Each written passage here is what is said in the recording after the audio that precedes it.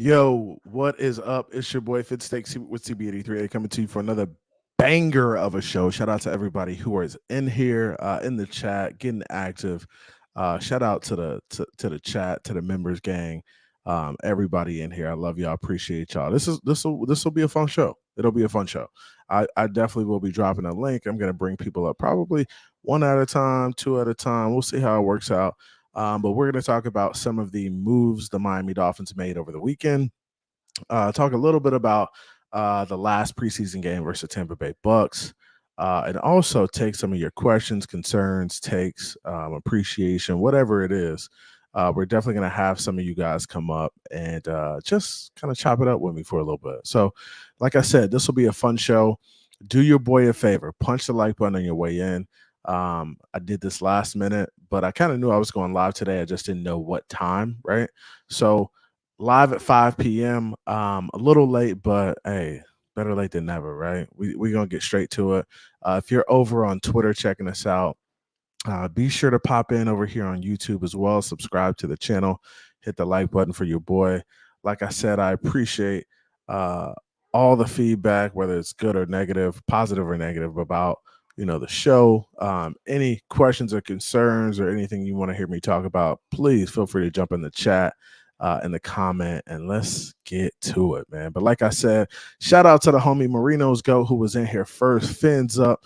You already know what time it is, bro. You know how we do it. You know how we get down. We're going up. Let's go. Let's get it.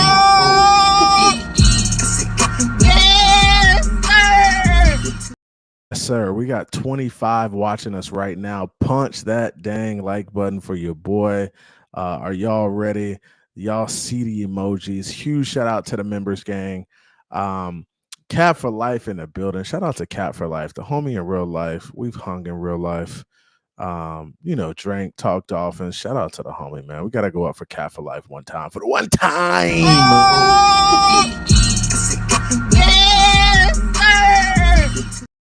Sir, man. Hey, tomorrow is going to be very, very interesting. It is. It is. Hey, we cutting them down.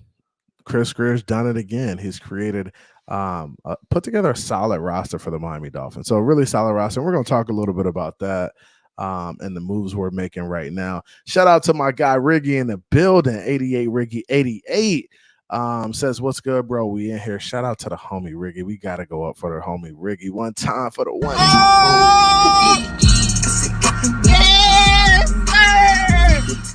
Yes, sir. Appreciate you, Riggy. Manny B's in here. Manny B says first. Boy, you ain't first. Boy, stop. What is you talking about, Manny? First? What? Bro, what are you talking about, man? Hey, what's good with you, Racer? What's popping, man? Good afternoon, family. Red, White, and Bills is in here. The DGE is in here. Irv is in here. What's good, gang? Mudbones in here. Sharif is in here. Throw the coconut emojis in the chat for Sharif. Sharif says all casuals allowed. Let's go. I see you. Stretch Bam is in here. Dre is in here. What the hell are we arguing about today? Dre, what are we fake caring about today, Dre? What are we fake caring about as Miami Dolphin fans today? It's funny. John Featherland is in the building. Guess who popped up? The Dive Bar Podcast in the building. Shout out to those guys. They do a fantastic job over there. The Dive Bar Podcast is in the building, man. Let's go up, man. Hey, y'all know how we do it. Y'all know how we crank it. Hey, fins up the chat. Let's get it going. Y'all ready? You ready, B? You ready?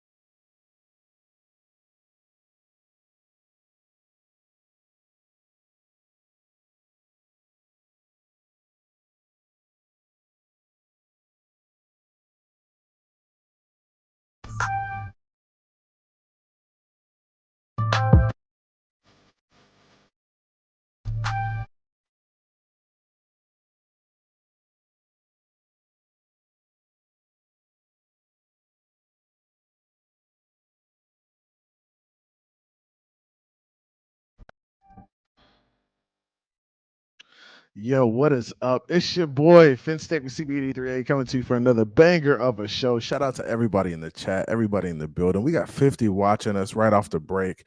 Do your boy a favor, punch the like button on your way in. Guess what? The link will be dropped today. It's actually going to be dropped right now, guys. But keep this in mind. I'm not going to bring everybody up at one time.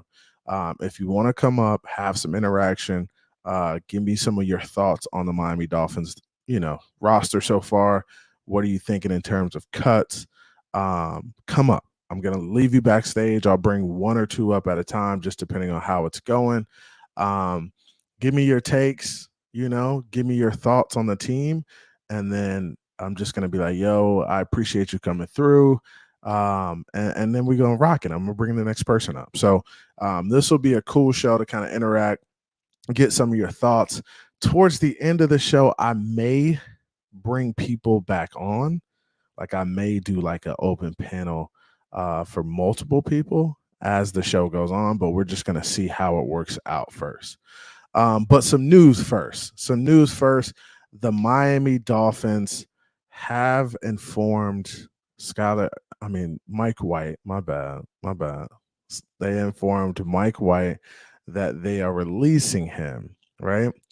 So that leaves kind of a void in the Miami Dolphins quarterback room. That leaves Tua Tagovailoa as QB1, Skyler Thompson as QB2 as of right now. Skyler Thompson is QB2. Now, I want to ask this in the chat. Do you guys think that we are bringing in another quarterback? Yes or no in the chat. Are we bringing in another quarterback, or are the Miami Dolphins rocking with Tua Tagovailoa and Skyler Thompson as their sole two QBs for this 2024-2025 season?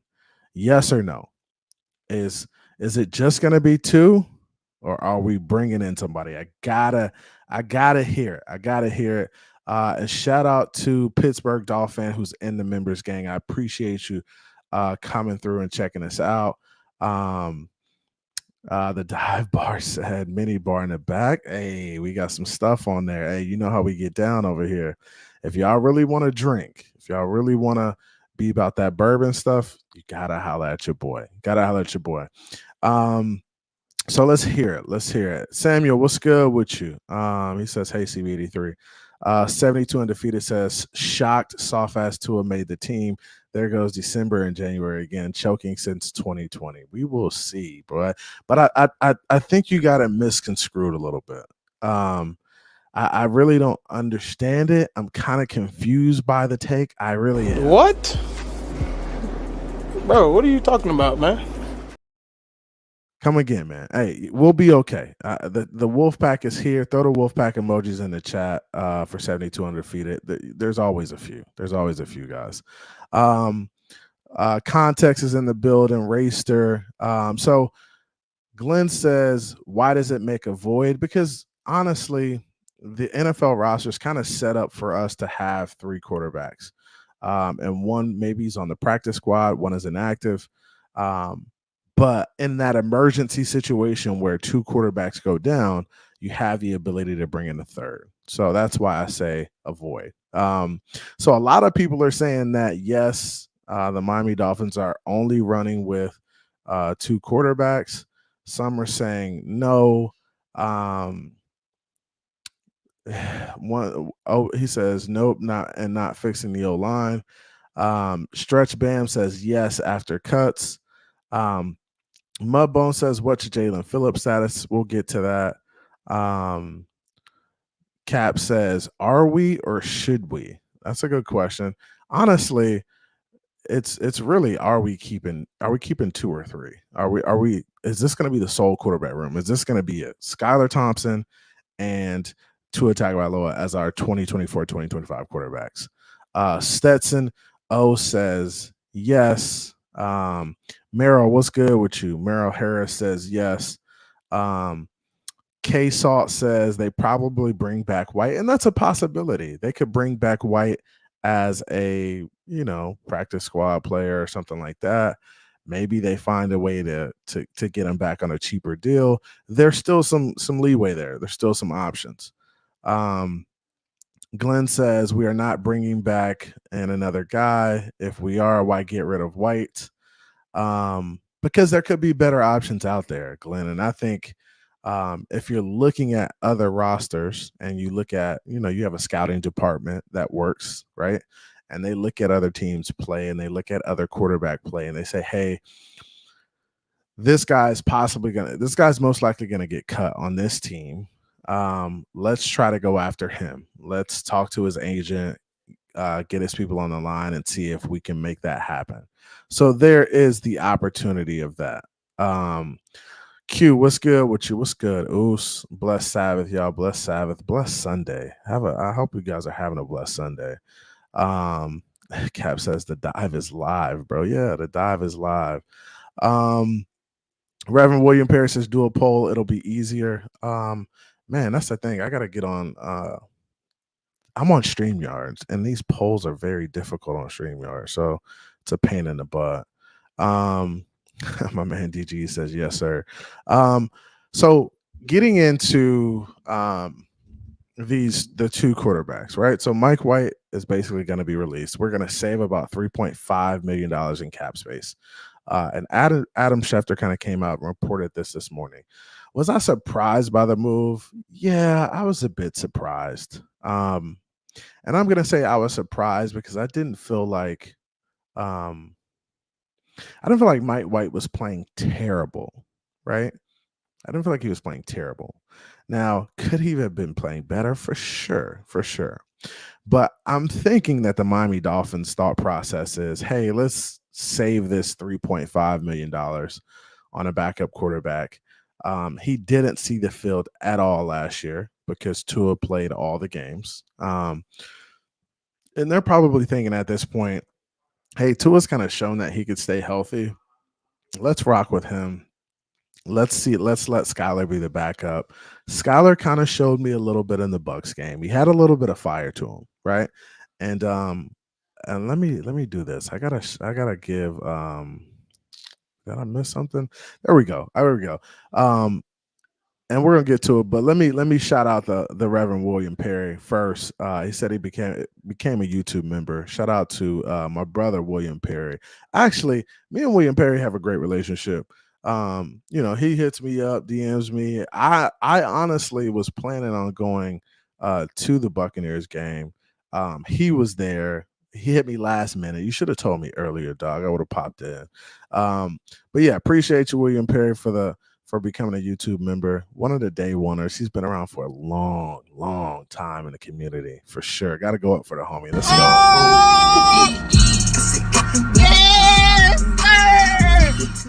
Yes, sir. So I appreciate you, homie, becoming a member. But yeah, like we were saying, kind of back to what Skyler kind of showed us. Skyler showed us that he had a little bit of fire, and I was excited about kind of the way he came in and kind of took command of what was going on in the game.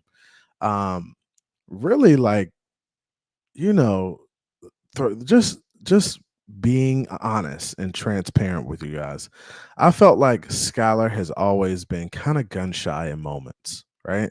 Just kind of afraid to take the chances, afraid to throw the football, almost like afraid to make mistakes. And that's how Tua was, I feel like, his first, couple years in the NFL. Just, hey, Flores would tell him, hey, just manage the game. Don't get outside of what you do. Don't take chances. Just kind of take the underneath, take what the defense gives you, right? And I always felt like Skyler Thompson had the ability to be a little bit of a gunslinger, right? But I felt like he was always gun shy in those moments. Like he wasn't willing to take those chances in the moment, which kind of bothered me because we had saw it early in preseason his rookie year that he could take some shots. I mean, him and Easy E had a great connection. I think that was their rookie season, right? In preseason. And Easy E ended up getting hurt. Skyler Thompson ended up, basically coming in and playing games, right? Coming in and playing games, having the opportunity to start some games, coming off the bench some games, but honestly never really seized the opportunity. And I felt like if Skyler would have seized the opportunity and said, "Hey, I'm really that dude," um, like we may not even be having this conversation about Tua, to be completely honest with you. Tua may not be here at the moment, but as a result of him just kind of not putting it together in those moments, he ended up kind of, taking on that backup role. And I guess last year they just felt like he wasn't good enough to be the QB2. So they went and brought in Mike White, right? And QB2 for us was very important at the moment because we just didn't know if Tua could stay healthy. So when you put it into context, you say, hey, you do go get a Mike White because you don't know if Tua can stay healthy. Mike White has shown you that he can play meaningful reps during the regular season and put it together at times, right? So now I guess the Miami Dolphins are thinking, hey, Skyler is good enough, which can be the case to be a backup in the NFL. Or they could be thinking, hey, we're going to release Mike White. Let's see if he gets picked up by somebody. If not, we give him an offer to come back and be a Dolphin at a cheaper rate. So you still kind of have some options there, right? So that's the big conversation in regards to um, the backup quarterback position. And I don't know where the Wolfpack and Pete are, but Skynet should be going crazy right now. They should be, hey, they should be going wild right now because now they have an opportunity to get reps, get meaningful reps as QB2. So maybe he is the sole guy. Maybe we bring in a guy. Who knows? Who knows? But we'll see how it shakes out. We will see how it shakes out. Um, let me get to everybody in the chat real quick. Let me get back to the chat. Shout out to the chat, man. Stretch Bam says we trade a late rounder for the loser Davis Mills versus Case Keenum in Houston. Okay, so maybe that's an option, trading a late rounder for the loser of that matchup, Davis Mills or Case Keenum. Honestly, I think both of those guys would be feasible options at quarterback. But I'm not trying to get rid of Skyler or push Skyler away. A lot of people think I'm trying to do that. He may be a feasible number two. Q says, yep, there's better options. Manny B says, yeah, two of my guy, but I always love Tannehill also. Let's talk about this Tannehill situation for a little bit. People have been screaming for Tannehill to maybe be the backup here in Miami again, or not again, but he was a starter at one point, and people are saying, hey, bring him in as the backup quarterback.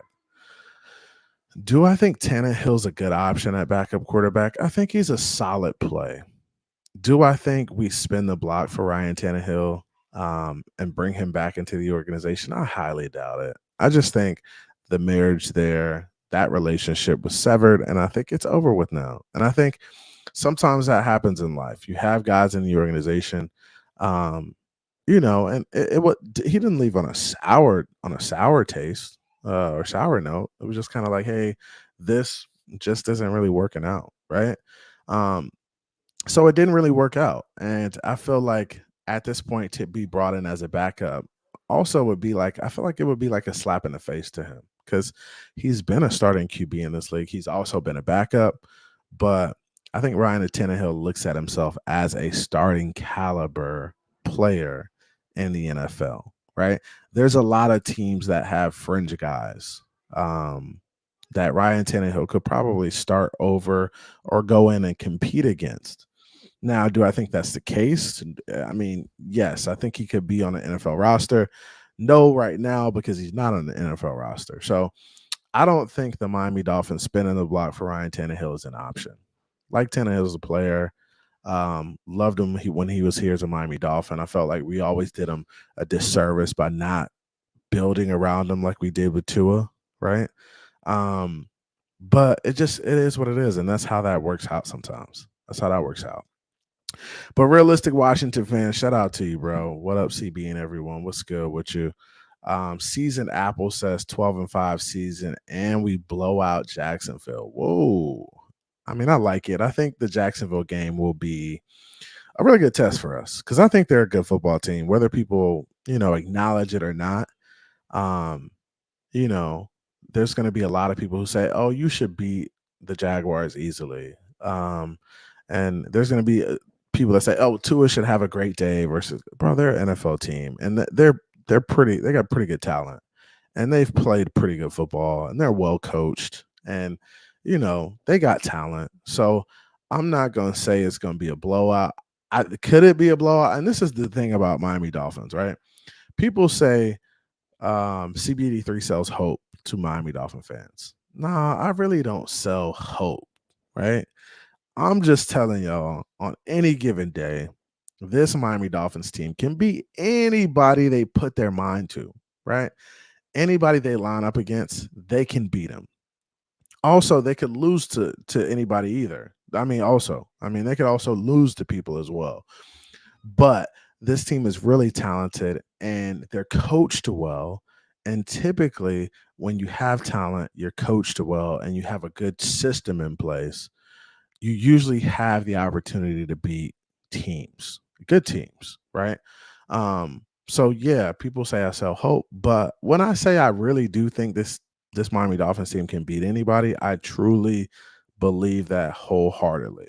Now, could they go in and lose? Yeah, if they have a bad day and they get penalty calls and they're turning the ball over and they can't get stops and get off the field, they're gonna lose. Point blank, period. That's what happens. But if they're clicking and doing what they need to do, they can beat anybody. Anybody. And that's the beauty of our team. I couldn't say that about the Miami Dolphins of the past. I knew every game was going to be a dogfight. I knew we were most likely not going to beat the good teams. And I also knew that the bad teams could beat us on any given day, right? Those bad teams, I don't say they can't beat us, they can beat us. But the percentage of them beating us is very slim, right? The percentage of us beating good teams is higher than it used to be, much higher, just because we had no shot back in the day. So people can say I sell hope all you want to, but I just really believe in the team, and I really believe in the coaching and the system. And I think this roster's super talented, and I think this roster got better than it was last year. So, I mean, that's something we have to consider. Like, we were a good team last year. Just imagine us this year if we feel like this roster is better and deeper in areas where we need to be better at. And I think areas we need to be better at are those prime positions. And I say prime positions, what I mean are like guys on an island, right? Guys who got to go out there and cover corners, right? Guys who got to go out there and run routes and win one-on-ones, receivers, guys who got to win one-on-one in the trenches, defensive ends, edge guys who got to block one-on-one on those islands, tackles, right? Guys who got to win in coverage against linebackers, tight ends, the backers who got to cover those tight ends and win. Like these are all positions I feel like we got a lot better. I feel like our running back room is deeper. Our O-line, we could say our O-line probably take a step back this year. I mean, if Brewer was healthy, I'd say, hey, we might be solid. But Brewer isn't healthy right now, and it's it's tough. The offensive line is one of those spots that do look kind of bleak to me right now. And I don't think it's going to shape up to me until I see what happens week one, right? Um, Now, if we're without guys and guys aren't playing, we're probably going to struggle. But Mike McDaniels, he will find a way to scheme guys open and to just keep the offensive line heavy on their hands so they're not one-on-one a lot and giving up opportunities to smash our quarterback. So that's the one thing I do love about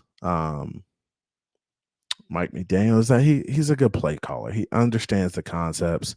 Um, he wants his guys to win, and that's the thing. When you want your guys to win and you want to put them in this position to be successful, you're gonna do what's best for them, and I think he does that.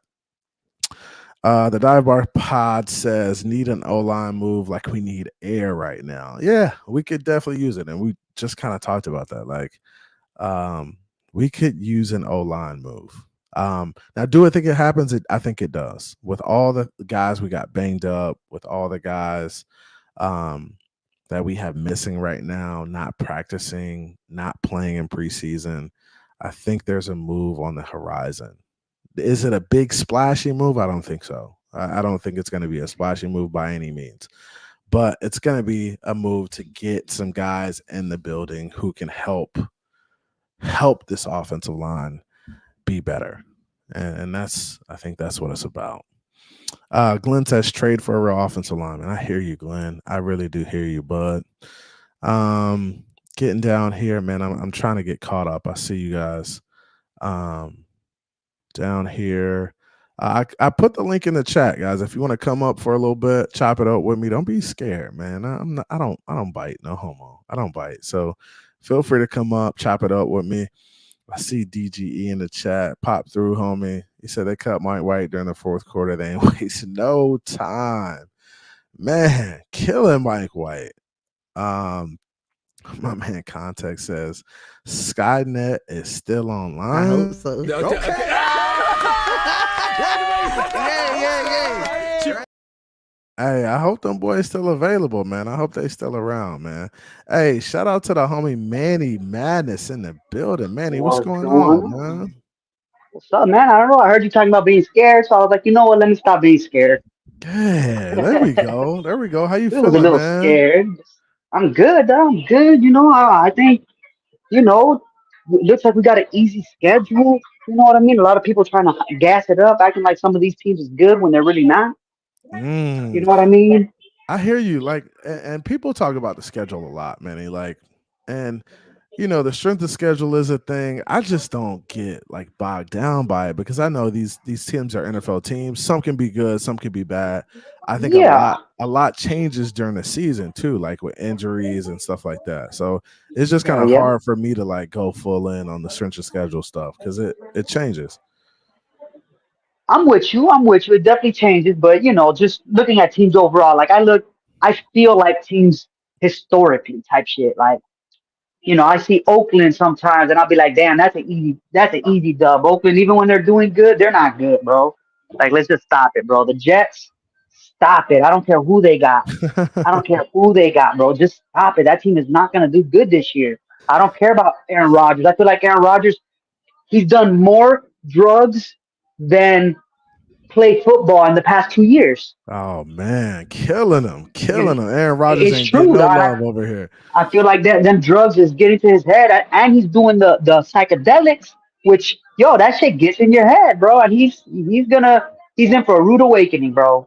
He's in for a rude awakening, you know, because this year is not gonna go as planned. You know, last year he got saved by getting injured because he's not ready for the pressure that's gonna come when they start losing. He's not ready for that New York media, dog. Yeah, it's that pressure bust pipes, man. It's rough. Yep, and he's not the one to deal with pressure good. Let's talk about Buffalo. I know a lot of people talking about this is the worst Buffalo team we've seen in a long time. You know, I kind of, to me that's the only team I'm really scared of on our schedule. Like, not scared of, you know what I mean? Nah, we But ain't scared of nobody. Yeah, we ain't scared. yeah, of nobody. but it's the odds of us losing are high against them. Like, I'm gonna look at that team and I'm not gonna have that same oomph in my chest, like, oh, we win in this one for sure. Like with most of our schedule, like that's the one game I look at it and it's like, yeah, I know we could win, dog, but I don't know. Dawg.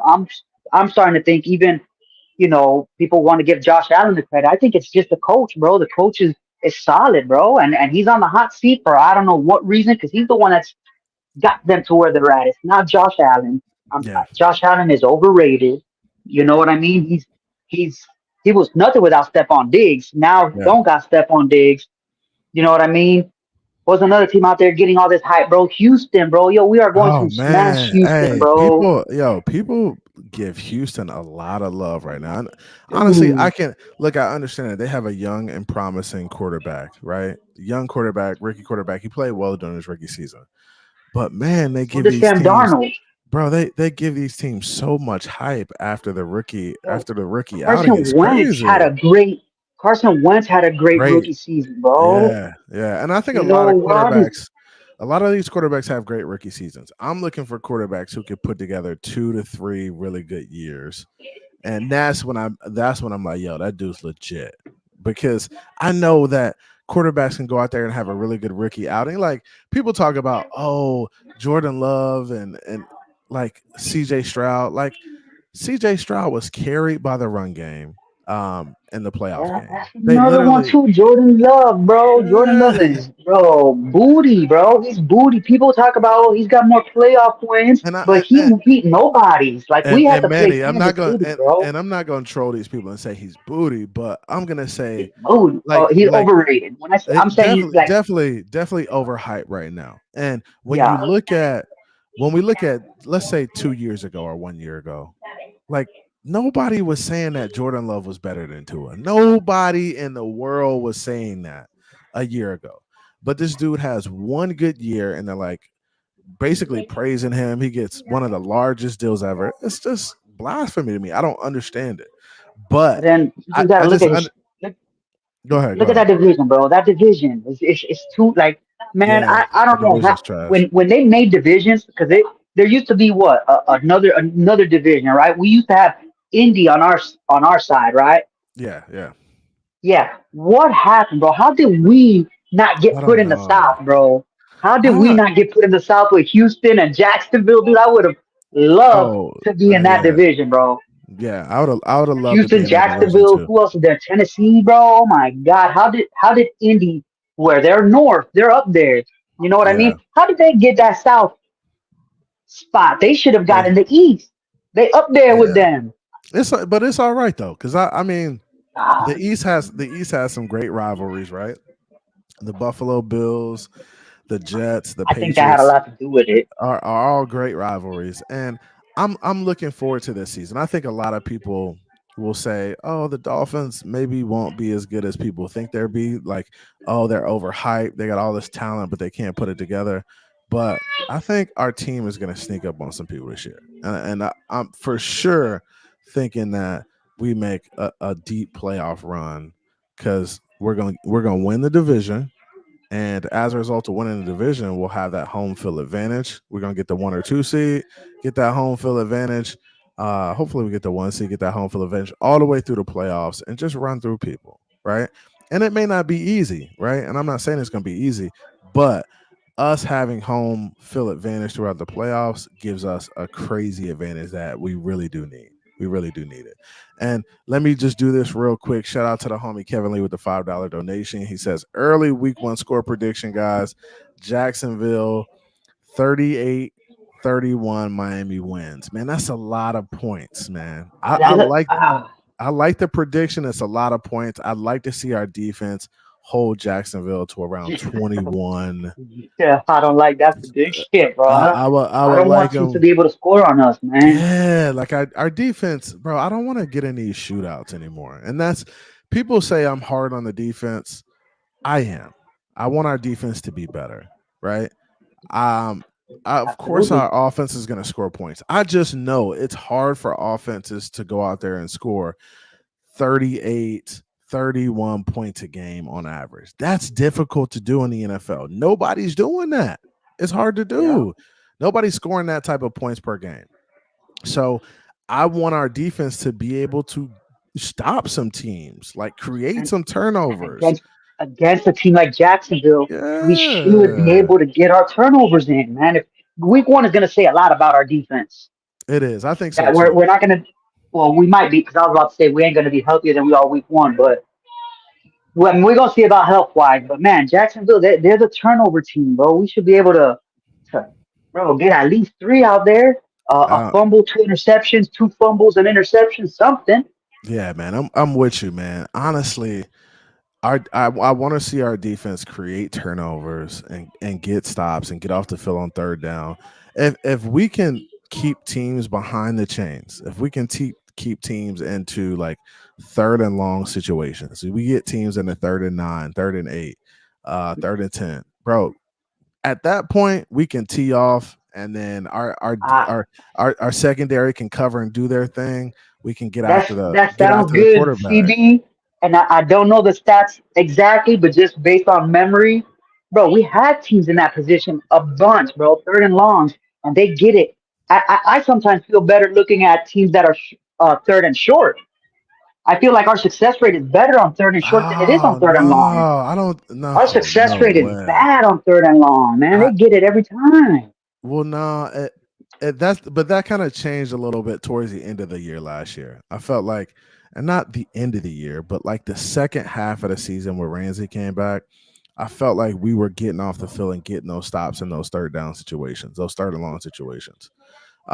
But you gotta have guys back there who can cover, and then you gotta have some pass rushers who can get after it.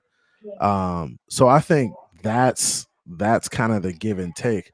Hopefully, our D line can kind of stay healthy this year, right?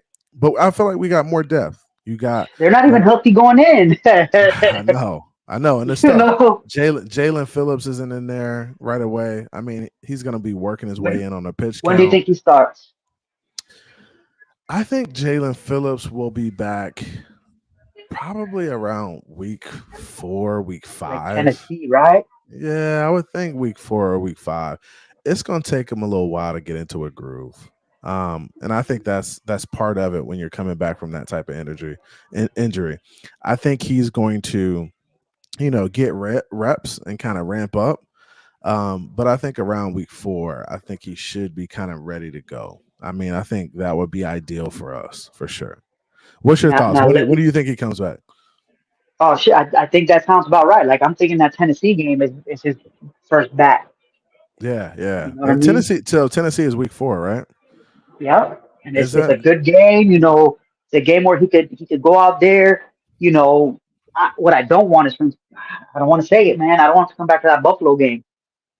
Oh, you don't want That's you. going to be a rough physical game.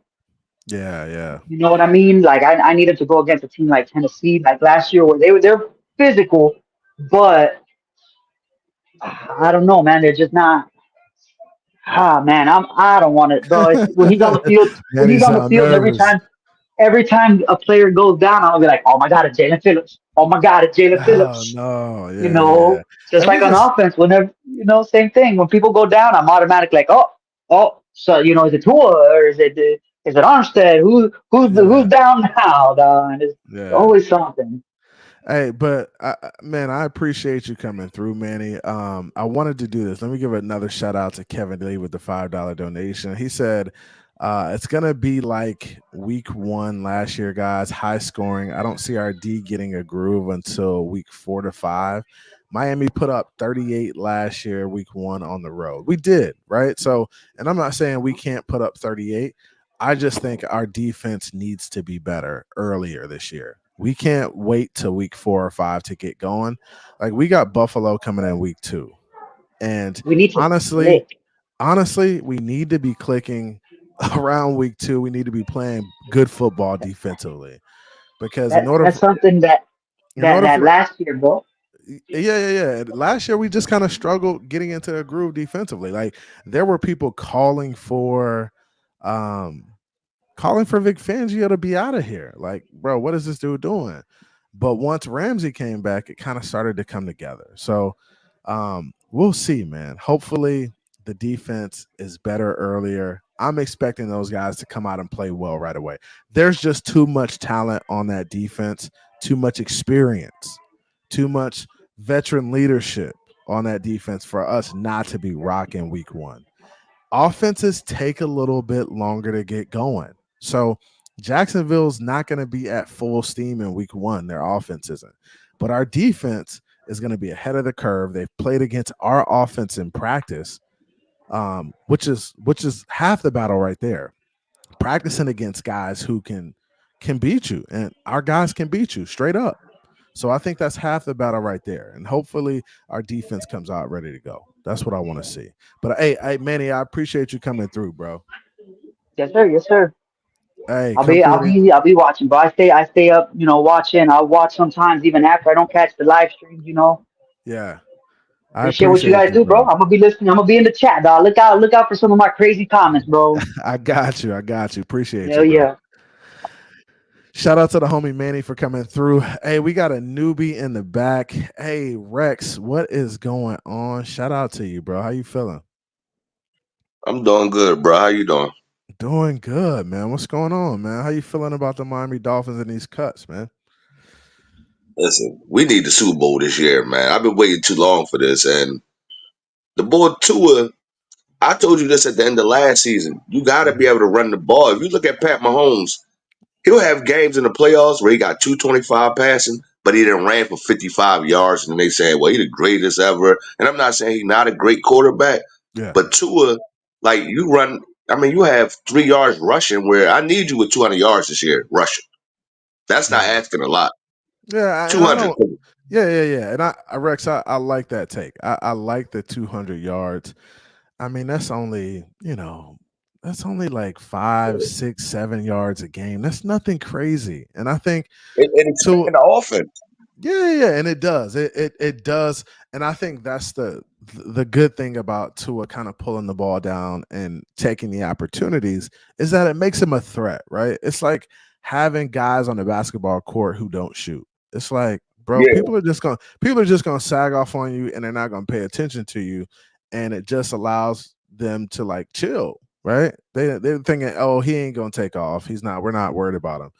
But when Tua pulls that ball down and takes the 5 or 6 yards to extend the plays and get the first downs, bro, that's definitely gonna make us a better team and add another element. Now, And it I helps everybody. It helps yeah, everybody.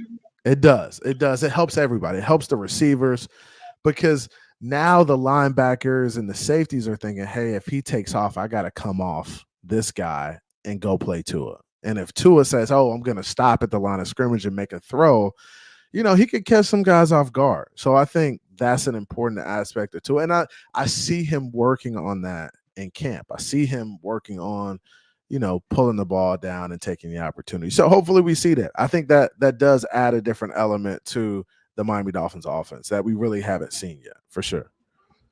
And another thing I'm glad we ain't hearing this year too. This Tyreek Hill with 2,000 yards. Nobody cares about that. Let's Nah. throw that in the back burner. If he Yeah. have 1,300, we good with that. Spread the ball around. We can't force him the ball either because some of Yeah. that stuff is just ridiculous. Don't worry about no 2,000 yards. If you get it, you get it. You're probably not going to Yeah. get it. The 2000, if it comes, it's got to come organically. It can't be forced at all, right? And Yeah. I mean, if you just play your game, he's going to get the opportunities, he's going to get open, he's going to have opportunities. But I think Tyreek Hill will have more touchdowns, and I think that's the most important thing is just having more explosive plays, more touchdowns if everybody else is eating, right? If everybody else is eating, teams aren't keying on you. They don't think we're throwing the ball to you every down. So you're going to have some opportunities to hit some guys. But I think the touchdowns will come. Maybe the yards come down, but you set a record for touchdowns. You just never know. I just want it to happen organically, though, for sure. I'm But not you the know, 2000 the pressing for the 2000 last year was a bad move. It was, and I it think it hurt the hurt us. team. Yeah, it hurt the Yeah, team. because if you watch, right, I live in Philadelphia, so I saw AJ Brown do this to Jalen Hurts, right? And I saw Jalen Hurts start throwing this, and I'm like, Tyreek Hill, and he kept talking. I don't care if the media talking about it, but he was actually talking about it. And it's like, nah, we're about winning football games. That's it. Yeah, Nobody cares definitely. about you get. Yeah, if you got 1,300 and we can win, nobody cares. Yeah, yeah, Nobody yeah. cares. But and the bro, those. defense, Go ahead. go ahead, my bad. No, I was just saying No. with the But defense, the other guy was saying about third and short, and I'm like, I don't care if you got the Baltimore Ravens or the Miami Dolphins. Third and short is not good. We want third and long. we We just want got third to and do our long. job. Get after the quarterback. And that guy, Chop Robinson, I hope they don't treat him like a rookie where he barely playing and all that. No, put him on the field about 75% of the time and go get it. Yeah, Go and eat. I think the Miami Dolphins got to get out of that mentality where it's like, oh, we're going to develop the rookies and bring them along. Like we saw guys like Micah Parsons just come in and light the league on fire as a rookie, Yeah, just because they allowed him to play. Like they lined him up and said, bro, yeah. go do your thing. Like go play. You're talented. You got the skills. You got the athletic ability. Go get in there and get after it. Now, will he play 75% of snaps? I don't know if Chop gets that type of usage, but I feel like he's going to get a lot of opportunities, and he's going to have some opportunities to really like change the dynamic of the game by making some crazy plays. I don't So, want him to can't wait though, early can't wait where it's third down and like, nah, oh let's put him on the yeah, field. Let's put him on the I field. agree. I agree. You got to mix it And up. he- You got to mix it up. yeah, he going against second stringers right now, but I'm like, go get it. Let's see how he do against the starters. Because if this boy, if he's dominant, I mean, he got to take somebody's spot. And I'm sorry, we just got to trade somebody. Yeah, you got. I mean, Yeah, I mean, and that's the thing too. We are kind of deep, so it's like, man, do we move somebody eventually? Like, I mean, those are questions that are definitely going to come as the season goes along. Especially if we feel like we need something like on the offensive line, or if we need something in the cornerback room. Those kind of questions will definitely come about. But Rex, man, anything else before I get you off, man? I appreciate you yeah, coming yeah. through, One bro. more thing. We've One talked more thing. before, man. Go ahead, go ahead. Yeah, one more thing. I want to go back to not Brian Flores defense, but a little more of that. Instead of that, what Vic Fangio was doing, to drop back Yeah. like 3rd and 10. Let's go get it. We Yeah, gonna make them yeah, pay. and We that's got 2 good corners. we do, and we've seen that in the preseason, and that's what I'm excited about, Rex. We've seen Anthony Weaver dial it up, bring the blitz, bring corners, bring safeties, bring linebackers. We've seen Tyndall have success on the blitz, so I'm excited about that. I don't think this defense will be as passive as it was last year. We'll be more of an attacking defense than just sitting back and getting carved up, and that's what I want to see, bro. Yeah, and we got the Bills twice in the first 8 weeks. That's perfect. Where we only got to worry about them at the end. Yeah, we Yeah, get the yeah. Jets at the end. Yeah. We get the Jets at the end. So it's gonna be good, man. I like the way the schedule's set up. I'm super excited, man. Hey, I appreciate you coming through too, bro. Pull up Yeah. anytime, man. You know what time it is, All bro. right. All right. You have a good day, and let's go Dolphins. Super Bowl this year. Yes, sir. Fins up, bro. All right. All right, later.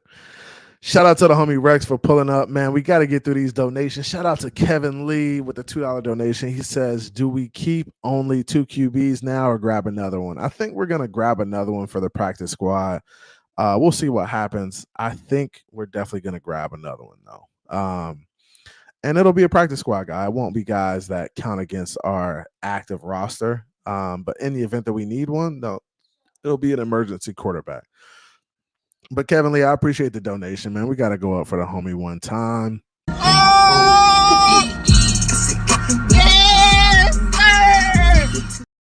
Yes, sir. Appreciate you, Kevin. Also, my man Kevin has another question. My man Kevin Lee dropping them dollars today. My man done donated like 4 times, man. I appreciate you, bro. That's big time. He says OBJ will be the X factor more than people think this season. Teams can't cover all 3 guys.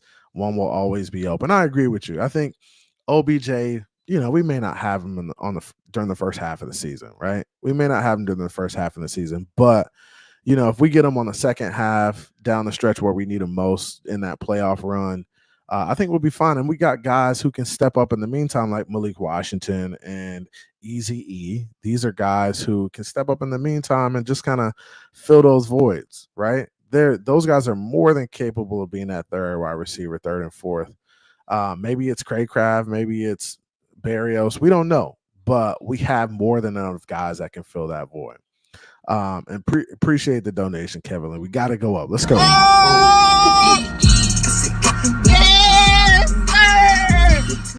Yes, sir. So I'm gonna get somebody else in here. My man Anthony Manzano was next. Let me get him in here. I appreciate everybody coming through. We have 120 people watching right now, people. 120 people watching. Punch the like button for your boy. I'm trying to get to 50 likes. Let's get to 50 likes. Let's see where we're at right now. I'm gonna check the likes out real quick. If y'all ain't doing your job, I'm gonna get on you. I'm telling you right now. So like I said, we got 120 people watching. I appreciate y'all coming through. If you're watching on Twitter, come check us out over here on YouTube. Let me get to my channel real quick. View your channel. And I'm gonna get Anthony up here in a second. Give me 1 second.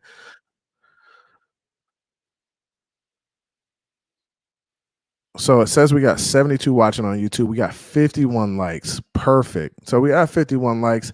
Now let's get to 75 likes. We got 120 people watching. Let's get to 75 likes. We're currently at around 52 likes. Punch the like button. Appreciate y'all coming through, man. I really do appreciate y'all coming through. So let's do this. I got the homie Anthony Manzano on the back, and then I got another person too. I'm gonna drop the link again. MDC says just smash the like button. I appreciate you, bro. Appreciate you. Jess, what's good? Jess says she's in here. Shout out to Jess, man. Jess be holding it down for the females in the Dolphins community. Trooper for real life soldier, real life soldier. She's a Philly fan, which sucks. But it's okay. We're not gonna hold that against her. Anthony Manzano, what's good, my boy? Hey, what's up? You guys were just talking about Chop and Micah. Micah's Okay. a whole different level. Dallas. So you say whole different level. What do you mean by that? Let me explain what I mean. Dallas had to start him because he was drafted in the top 10. In the top 10, we can actually, with Chop, we can actually ease him in because we didn't draft him so high in the draft where we have to be forced to start him. Do you agree? No, Anthony, I don't think so. Just because you draft somebody in the first 10 picks of the draft does not mean you have to start but him, Dallas, right? Dallas started him right away because they and he was talented. Like when players show. So it's one thing to draft a guy right at a high position, but when they get into camp and then they start playing, and then the team starts watching film on him, and their coaches are like, "Damn, this dude is actually really good. Like, we need to get him opportunities because he can make a difference on the football field." Like that happens, and I know people will say, "Well, he's drafted there, so you got to play him." No, if he was drafted there and his ass was bad, Tony, he wouldn't get the opportunities. So we got to take that into consideration. No, and the reason why my mentality. I know, you know but why from my all mentality is it's the old school way. But from all the reports, is that Chop is playing pretty good football, right? He's getting some opportunities. So if that's the case, he's definitely going to see those opportunities in the game as well during the regular season. How much we don't know, but it's going to take him maybe getting in the game. To be honest, it's going to take him getting in the game and then making plays in the game for him to get more opportunities. Yeah, sure. No, and you guys brought up to me the mobility thing. It's more for me. He's become more of a pocket passer once he got into the NFL because of his hip. No, because of his hip injury. I'm not saying he's second guessing himself running, but I think he feels in the pocket he's a lot safer because of the fact that he's not exposing himself to get hit when he gets outside of the pocket. He's protecting himself. Yeah. He's definitely protecting himself. Do you think Tua's at the point right now where he feels like he doesn't need to protect himself anymore? He is, but no, he is at that point. But I think in the back of his mind, he's thinking if one wrong hit, he might get injured again. So he's being safe with, like, he runs, but it's not like the way he used to run was right. He used to be a little reckless, right? Yeah. But for me, when he adjusts the pocket it's not like an Aaron Rodgers type thing or a Mahomes where they go outside of the pocket. He's more like a Brady or a Manning where they stay within the confines of the pocket and adjust the pocket depending on where the pressure is coming from, not having to go outside of the pocket because they're not really traditionally. Tua's athletic, but I don't think he. I think it's his hit. He's second guess. If you're in the NFL, you're not supposed to second guess yourself. But I think he feels that he's protecting himself because of the fact that he got hit when he was in college, and that's what caused the injury. So I think he doesn't want to get injured that way again. So I think he's protecting himself, and adjusting the pocket within the pocket is a safer thing for him to do. And I agree with you somewhat. So I think Tua took the injury in college, and he's worked to get himself back to where he is today, right? Yeah. I think Tua feels like the next layer of his game is being able to kind of take off in moments and slide and get yardage as need be. I think really good quarterbacks in the NFL have that element to them, right? Brady did it, but it wasn't always. Yeah, Brady did it every once in a while. And Brady wasn't trying to do it. Like he wasn't thinking. He was forced to do it. Exactly. He was forced to do it. He was like, hey, this is going to add something to my game. I got to be able to take off and get 5 or 6 yards when I can. So I think that's important. And I think Tua kind of recognizes that, and that, NFL quarterbacks, you got to be a threat. So I think it's going to happen. But yeah, and for me, I don't know what it is with our team specifically. It's the other way around. Our offense is always humming at the beginning of the season. It's usually our defense that's slowly like getting better as the season goes on. It's not like most teams where the defense is always going, what's it called? Humming, and their offense starts picking up the pace.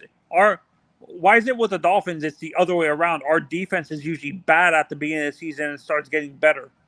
And that's a good question. I mean, honestly, last year we had Ramsey go down. That was big. We had a new defensive coordinator, which is always a situation, right? Trying to get used to a new DC, new calls, new coverages, new everything. Now this year you got Anthony Weaver, who is a new DC, right? Yeah. So hopefully, I mean, we're fairly healthy going into the season, which is a good thing. Defensively, we're fairly healthy, right? No major injuries.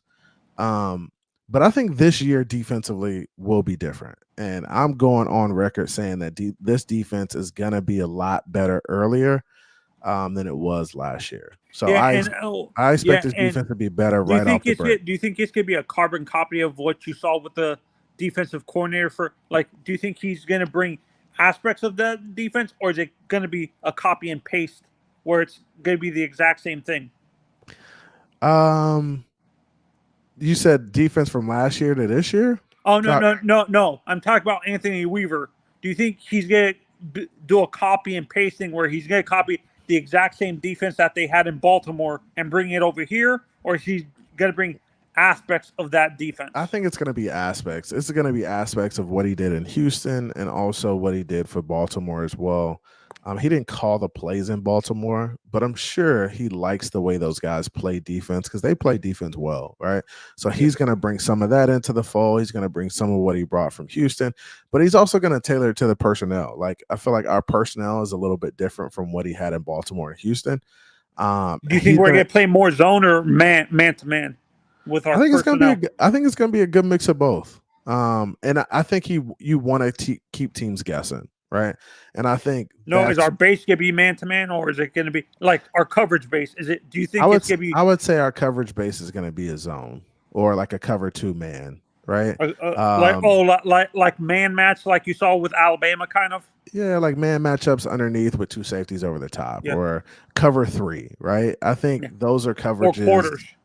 Yeah, I think those are coverages that the Miami Dolphins can excel in just based off the personnel we have. So you don't think we have the corners right now to constantly playing man-to-man defense all the time? I don't think anybody does in the NFL. And I think that's why teams mix it up, because they constantly want to show different looks. And the Jets play majority man-to-man, I think. Yeah, with and is it sometimes they because they get burned have up. sauce? Yeah, it's because of their personnel. They feel like they're strong at the corner position, so they feel like those guys can win out there on the island. So that's what they run. Yeah, yeah. Thanks for having me on, man, Hey, and I have a good day. appreciate you coming through, bro. Have a good one. You Thanks, too. Anthony. Shout out to the homie Anthony Manzano, man, coming through, giving me some quick takes. Man, speed round with Anthony Manzano. He gets after it, man. Hey, Dre, stop it. Dre said, I tried bribing, but I see money ain't good here. Time to dislike and report the video. Come on, Dre. Come on, man. Giving me a hard time, dog. Shout out to everybody in the chat. We got 132 watching. Let's get to 75 likes. Come on, man. Let's get to 75 likes on the video. We're almost there. We're almost there. Let's see here. SeasonedApple is in the back. SeasonedApple, what's going on with you? How you doing? Yo, what's up, brother? How you doing, man? You new to the channel? I never seen you before. I'm doing fine. How are you? I was here since last season. Okay, you've been here since last season. You must Yeah. have just started coming back around during the season when the season's cranking up. Is that the case? No, I've been watching you during the off season, like the draft and everything like that, and the film reviews. Okay. You've All been right. I doing appreciate you, man. So what's your thoughts on the team so far, man? so far. I think we go 12-5. I think we clinch the division, the AFC East. It could potentially clinch the number one seed, but with this tough AFC, I don't see it happening. So I Mm, have us win at least a playoff game, going to the divisional round. I like it. Now, if you were concerned, you seem like a pretty optimistic, pretty positive person. If you were to pick like one or two things you were worried about, let's say offensively first and then defensively second. What's kind of one thing you're worried about in terms of the offense? Offensively, injuries. Defensively, injuries. My man said injuries on both sides of the ball, huh? I mean, that's always been our Achilles heel. What's the deal with our injuries, season Apple? Like, why do we have so many injuries? I don't. I honestly have no clue. To be honest with you, I think conditioning for certain players. I'm glad that we brought in some some more tight end help. Some more. We brought in a new scheme on defense, and that should help out. Like we'll be more tough and physical and hard. I like it, man. And I think this is what this team needs. I think the team overall needs like a physical identity. And honestly, I feel like the Miami Dolphins really don't. I don't know. Like, do we have an identity? Like, what's our identity as a football team? Like, if you were looking at us offensively, what would you say the identity of our offense is? Uh, well, last year it was mainly they were calling us finesse. Like Okay. they So would they for would say run the ball on the outside.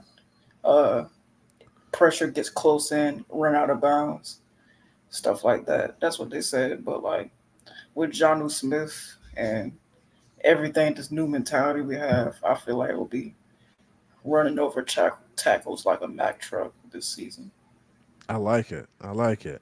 And I think that's where the Miami Dolphins need to be. They need to be a little bit more physical up front when it comes to the offense. Like Yeah, I'm a big proponent of them being balanced, right, and running the football. And even like in short yardage situations where teams know you're expected to run the football, being able to get those tough yards, I feel like yeah, that's important. If you can't if you can't dictate to a defense what you're gonna do, then bro, like how good are you? If you yeah, can't impose your will on teams, how good are you? yeah. And also, I've seen that we started incorporating tight ends in our run game, which is something Yeah. I haven't seen us do last season. Those are areas where we kind of struggle. Definitely running the Like, ball in those tight end sets in that 12 personnel, 22 personnel, heavier sets. And those are really good running formations, right? Those are really good running personnels. When you can get into 12 personnel, it balances things out, and teams have a hard time keying on where you're running the football. So that's why I like the double tight end sets because it gives you some opportunities. But defensively, like what are you worried about defense? You said injuries. Like injuries to who? Like injuries, like give me a little bit of more detail. Um, like it's the safety room and linebacker, like Jordan Poyer. Jordan Yeah. Poyer is usually not healthy the whole season. Javon Holland, he might get injured again. Javon Holland has missed portions of camp. I heard that he's he's getting back in there, so that's Yeah. good. But to what extent? Yeah, to what extent? To what extent for sure. Man, I appreciate you coming on, man. Hey, I appreciate you coming around. I appreciate the support. You gotta come back through whenever you're available, man. You gotta pop in. Oh yeah, most definitely. I've been looking at Jacksonville and like what they have. I've been looking at their games and stuff, and at first I said it was gonna be close, but now that I'm looking at more in depth and actually watching the whole games, yeah, this is easy. Okay. All right. Cakewalk. I like it. I like it. I appreciate the input. Hey, I appreciate you coming through, man. Pop Yeah, in anytime, bro. appreciate you, bro. Appreciate you, bro. Shout out to the homie SeasonedApple for coming through. Said he's been watching for a while. I appreciate it, man. It's a lot of people who watch who don't really jump in the chat and interact. I appreciate you guys too. Who the people who just watch and don't chat. I appreciate all that. I appreciate y'all hitting the like button, subscribing to the channel. This is like my second family right here. Big Nick in the back. Big Nick, what it do, my boy? 130 watching right now. What's going on, Big Nick? Hey man, you already know, man. I figured I'd come up here. The last call of, tough act to follow with his optimism, but I still want to come Hey. up here and, I still want to come up here and let you know that, I figured you would like some uplifting talk rather than the gloom of, previous Yeah, yeah, callers. So, yeah, yeah. I appreciate you you, know, bro. the re- What's your thoughts, man? We getting close, bro. We 2 weeks away, Big Nick. What we got, man? What we man, gonna do, Big Nick? We gonna make it shake this season or what, bro? Man, I'm looking forward to the number one offense in the NFL making our defense into a top 10 defense. Hear me again. Our number one Ooh. offense, our number one offense is going to cause our defense to be a top 10 defense because other teams are going to try to keep up with us on that field. And that's going to be a lot of 3 and outs, 4 and outs, interceptions, trying to keep up with Tyree, Jaelan, Johnu, most. Yeah. Right, A10. Like, come on, man. Yeah. Come It's a on, man. it's a lot. It's a lot to keep up with, man. Hey, when Come you on on, man. when you on practice and you pushing on each other and you grinding it out, boy, it make for some good competition. And I think this defense is gonna be ready based off what they've seen in practice. When you practice And, against our guys every day, bro, you ain't got no choice but to come out and play against the Jacksonville Jaguars and the Buffalo Bills. I mean, you've seen better offensively. bro, So don't discount the development of Julian Hill. Do not yeah. discount that flat and that pass and turn it upfield, and now that cornerback got to make a decision. He got to make a career decision. You Yeah, know what I'm saying? yeah, So yeah, the boy, the boy not only has developed, but he's confident as f. yeah. That's dangerous. That's dangerous for a person his size. And it is, and I think we take into consideration that man, like we want guys to take leaps, right? But it takes time too, and I feel like Mike McDaniel is in his third year here, right? I think he's locked in, he's comfortable, and I think a lot of the other guys who've kind of come into the fold, gotten drafted here, played here.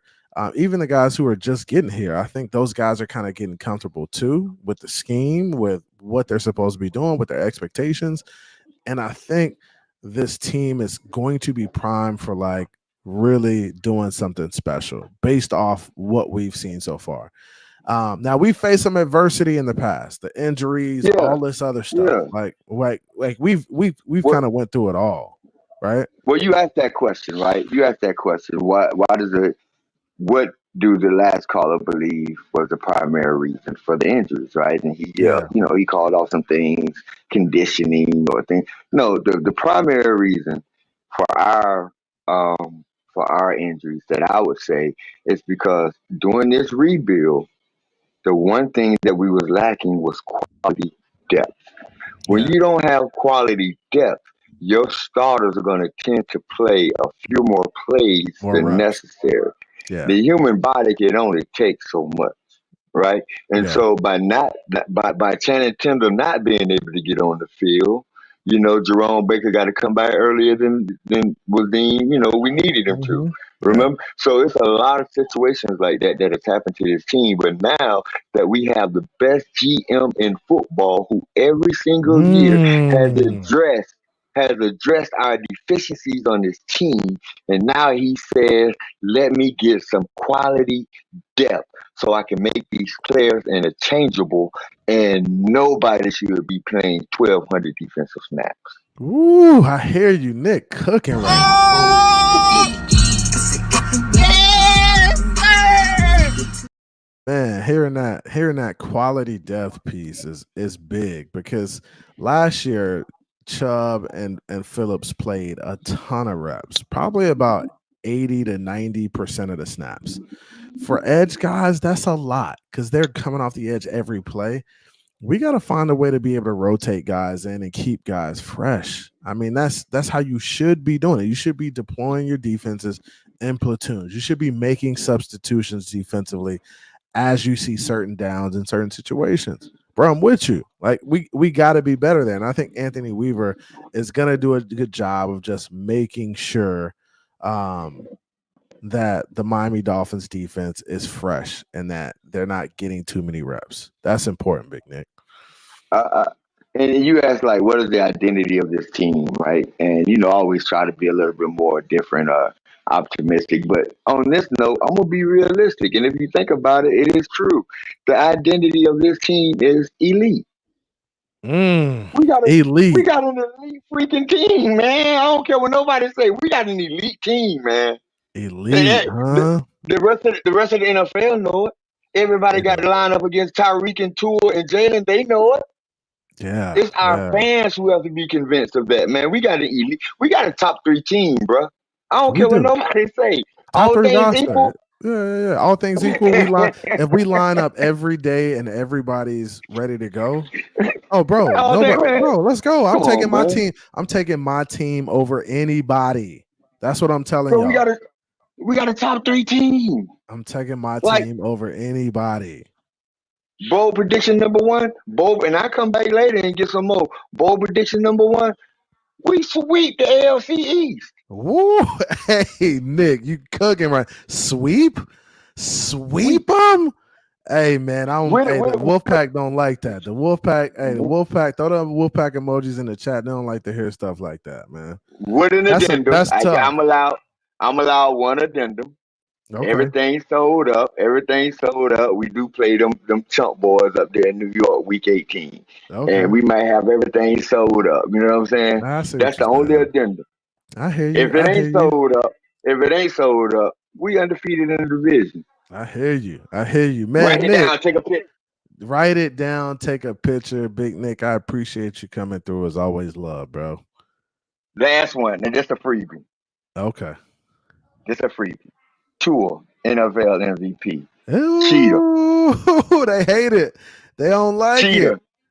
Cheetah, Offensive Player of the Year. Wow. Miami Dolphins, Super Bowl champs. Tua, Super Bowl MVP.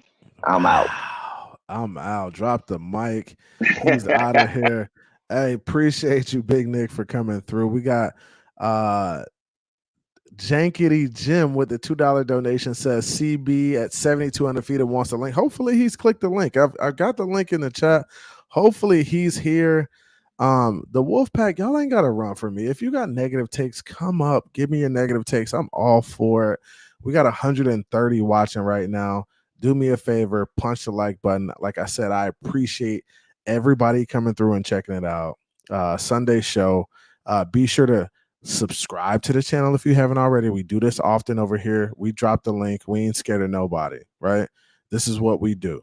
I want all the smoke. Yeah, I welcome the smoke. This is what we do. So feel free to jump in the chat. Click the link over here. Come up. We're gonna have a good time. We just keep it cordial. That's how we do. But shout out to everybody in here. Let me go ahead and get the next person up. Miller Hendricks, I see you back there. Hold tight. I got you. Dolphins for life. What's good? What's going on with you, man? Yo, CB, what's good? Who is What's this? good, Is CB? Alex? Is that you, Alex? Yeah, bro, it's me. What's good, bro? What's going on with you? Not much, man. Want to get the season started already so we can go and hold up that Lombardi trophy. Yes, sir, Alex, man. I'm excited, man. You excited about this season? What are you most looking forward to, Alex? Hell yeah, man! I'm looking forward to Tua with his new contract. Take him taking the next step. Also, going to see rookies like Jaelan. Keep forgetting the kid's name Jaelan from Wright. Tennessee. Jaelan Wright. Jalen Wright, yeah. I'm also going to see Jalen Phillips as well coming back from his Achilles injury. I want to see him take off this year, be a Pro Bowl caliber, be a Pro Bowl edge rusher. Yeah. And get double-digit sacks. I believed in this kid since the day we drafted him. Jalen Wright, again, going back to him, that's the kid that I wanted in the draft. Like I was begging for this team to draft him, and they did. All right, Yeah. A-Chain as well looking to take that next step, and also there's defense as well. This defense, Anthony Weaver is going to be a star defense coordinator. Mark my words. Okay, he's gonna turn his defense into a top 5 defense. He's gonna make a bunch of nobodies be somebodies. Hey, Alex, trust me. Alex, trust me. I hope so.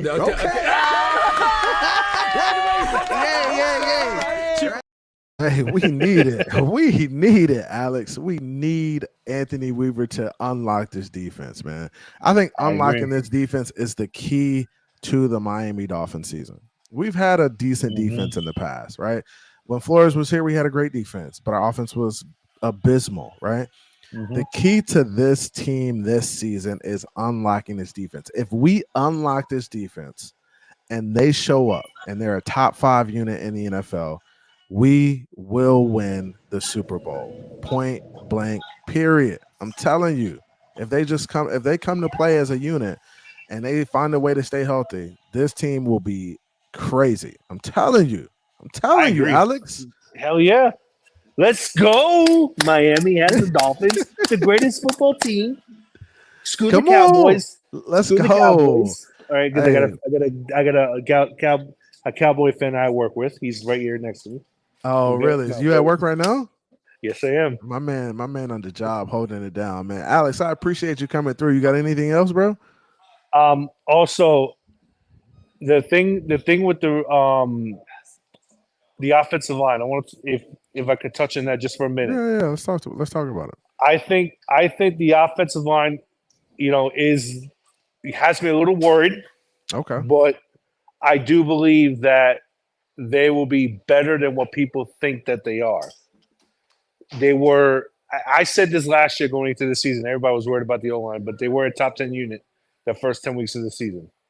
The injuries started to happen. But I do believe that this team, that this offensive line will be better than what people said it is, because you want to know why? Because I believe Butch Barry, this coaching staff that Mike McDaniels put together with Butch Barry, the offensive line coach, can coach up these guys, and I believe that he will unlock the potential of all these guys. Ooh, I hear you, Alex. That man cooking right now. Alex is cooking right now. My God.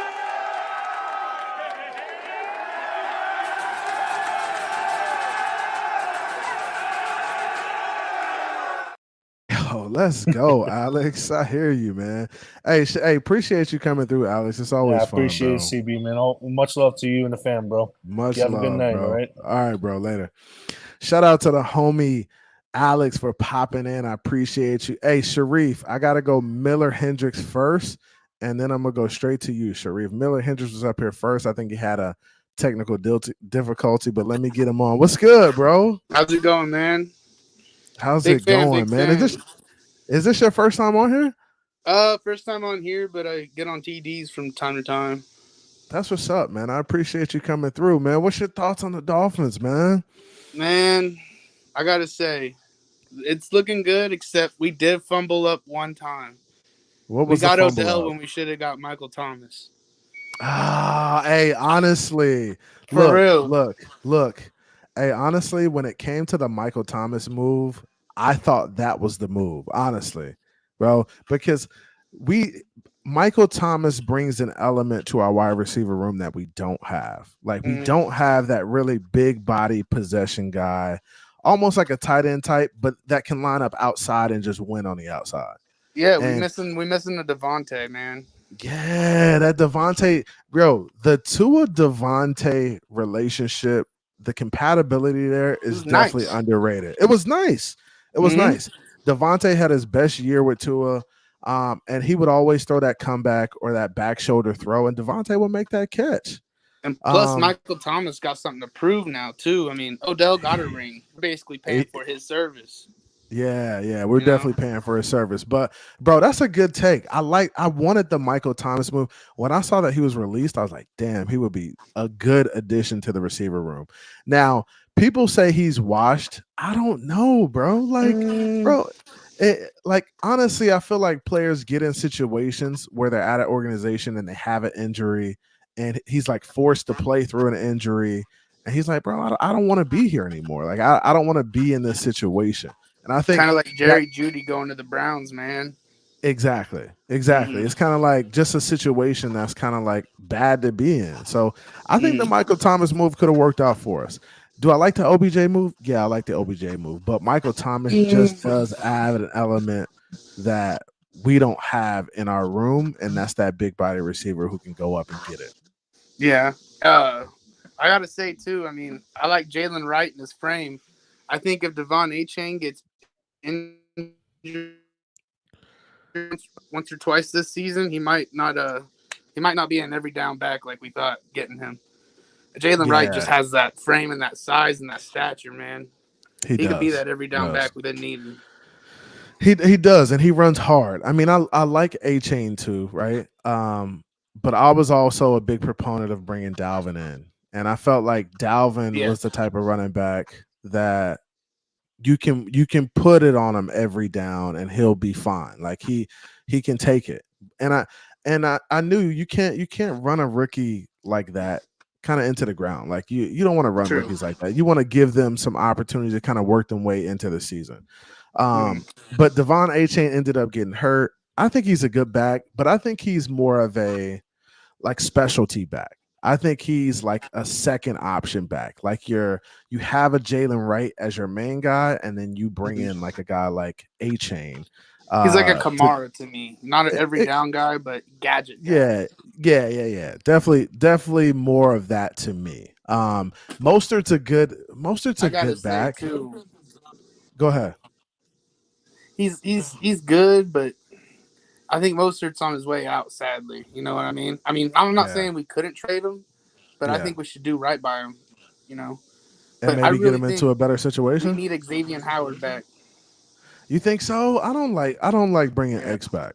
And I don't like bringing X back because there's just too much there. There was too much going on off the field. There was too much going on in the locker room. I felt like also X didn't have really the attitude that I like for that room, right? I felt like X was a me guy. I feel like Jalen Ramsey kind of brings a different perspective to that room. He wants to mentor the young guys. He wants them to succeed.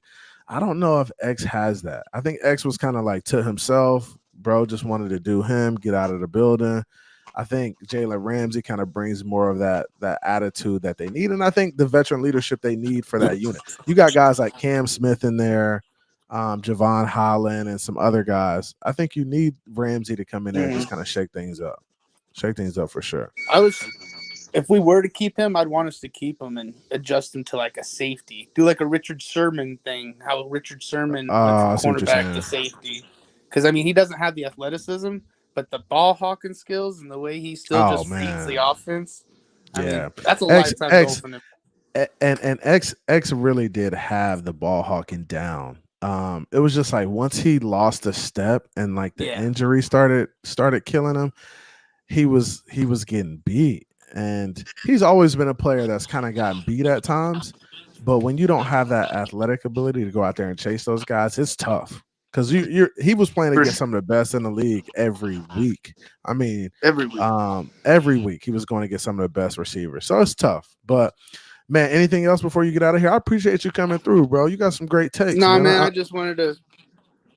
I appreciate it. I want to just come through and show some love, and I appreciate you having me on, man. I hope to be around more. I appreciate you, man. Fins up, bro. Fins up, bro. Fins up. Hey, shout out to the homie Miller Hendricks for coming through, man. We got some good people coming up, man. I got the homie Sharie. Sharie, what's going on, man? What's up with you?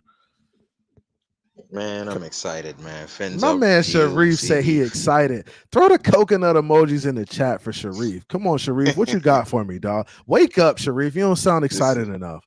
Wake up, dog. You in the 242 right now. Wake up, bro. I need more excitement, man. I tell you what, I'm content because Hey, some Sharif, of the don't give me stuff. that content stuff, bro. Don't give me that content stuff. Let's go, Sharif. The thing is, right, CB, it's like you got to bring people around slowly, and then the media helps you, right? So I was trying to bring people around to the fact that we have, in my opinion, our offensive line is not close to the Mark Dixon, Brandon Albert, Jay Ajari running. It's not even close. But Okay. we had a very good offensive line. Why do I say that? I say that because I remember 2020 when we had we had Jawan James, Jesse Davis, we had Eric Carros, and we had Calhoun. And I remember specifically that Tua and Fitzmagic, if they didn't see anything, they had to get out of there. When you look at it, fast forward to now, me and you can agree again. This line is not even close to Brandon Albert and the line of the Laramie Tunsil. It's not even close. We're dependent on Eichenberg to stop the Vita Veas of the world, who basically push Driscoll into next week. And the thing about it is, what I'm saying is that Tua is gonna have to run again. He's gonna have to run again, and this is what I've been trying to bring the Tuanons and the Tua haters around to. All right. Yes, you're afraid of Tua Noggin getting hit and Tua's gonna be out and the season is over. But I'm telling you right now, this line can't protect Tua. But what I'm telling you is the fact that this guy's gonna carry us. And the way he's going to carry us is they're not going to be able to get to him because they're going to have to catch him first, CB. And the I struggles are going to come. Go ahead. and I agree with you somewhat. And Sharif, there's got to be an It's a element of terrible O Tua. line. Yeah. And honestly, I don't think the O line is terrible, right? I don't think they're terrible. I just think they are average, right? I think they're going to be a average unit. Now, do I think we're going to have some success running the football? Yeah, I think we're going to have some success running the football. I just worry about against really good fronts, right? Against teams that have a really good four down linemen and really good linebackers. Are they going to be physical enough to get it done? And that's my thing. Exactly. And that's the thing And I it was worry about 7. most. And CB, it was 7 teams who was able to just rush 4 and get to 2. And think about the pass block win rate beyond 2.9 seconds. Everybody's in the red, meaning they can't hold up. And now you've downgraded. I see Robert Jones is slimmed up and he's looking fantastic this camp, but Yeah. you've basically downgraded at most positions.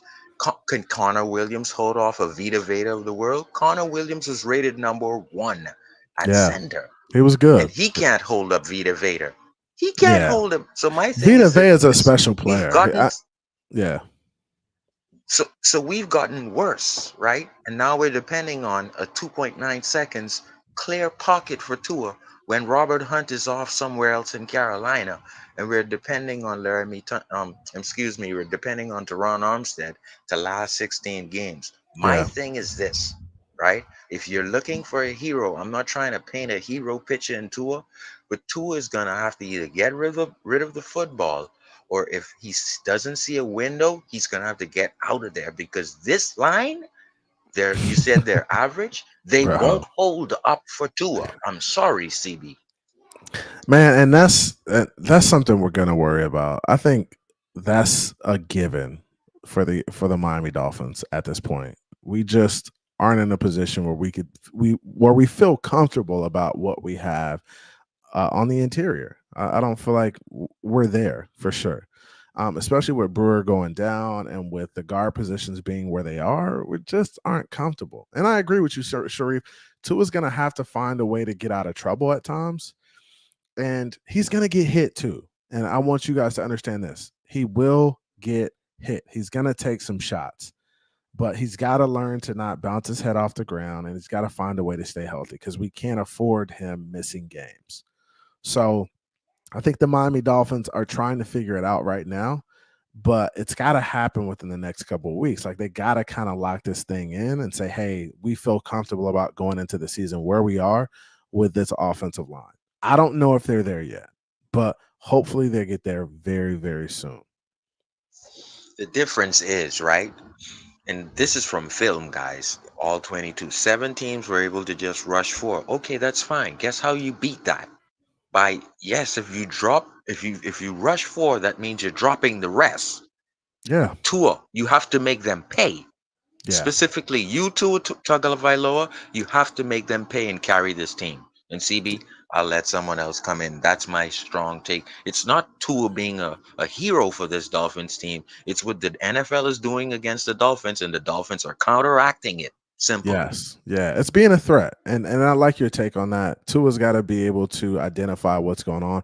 If they're going to sit back in zones and clog the middle of the field, you got to be able to take off and do something different. Or just hit your check downs. And your check downs kind of give you the ability to kind of, hit teams where it hurts, right? In the flats and things like that. The linebackers want to clog the middle.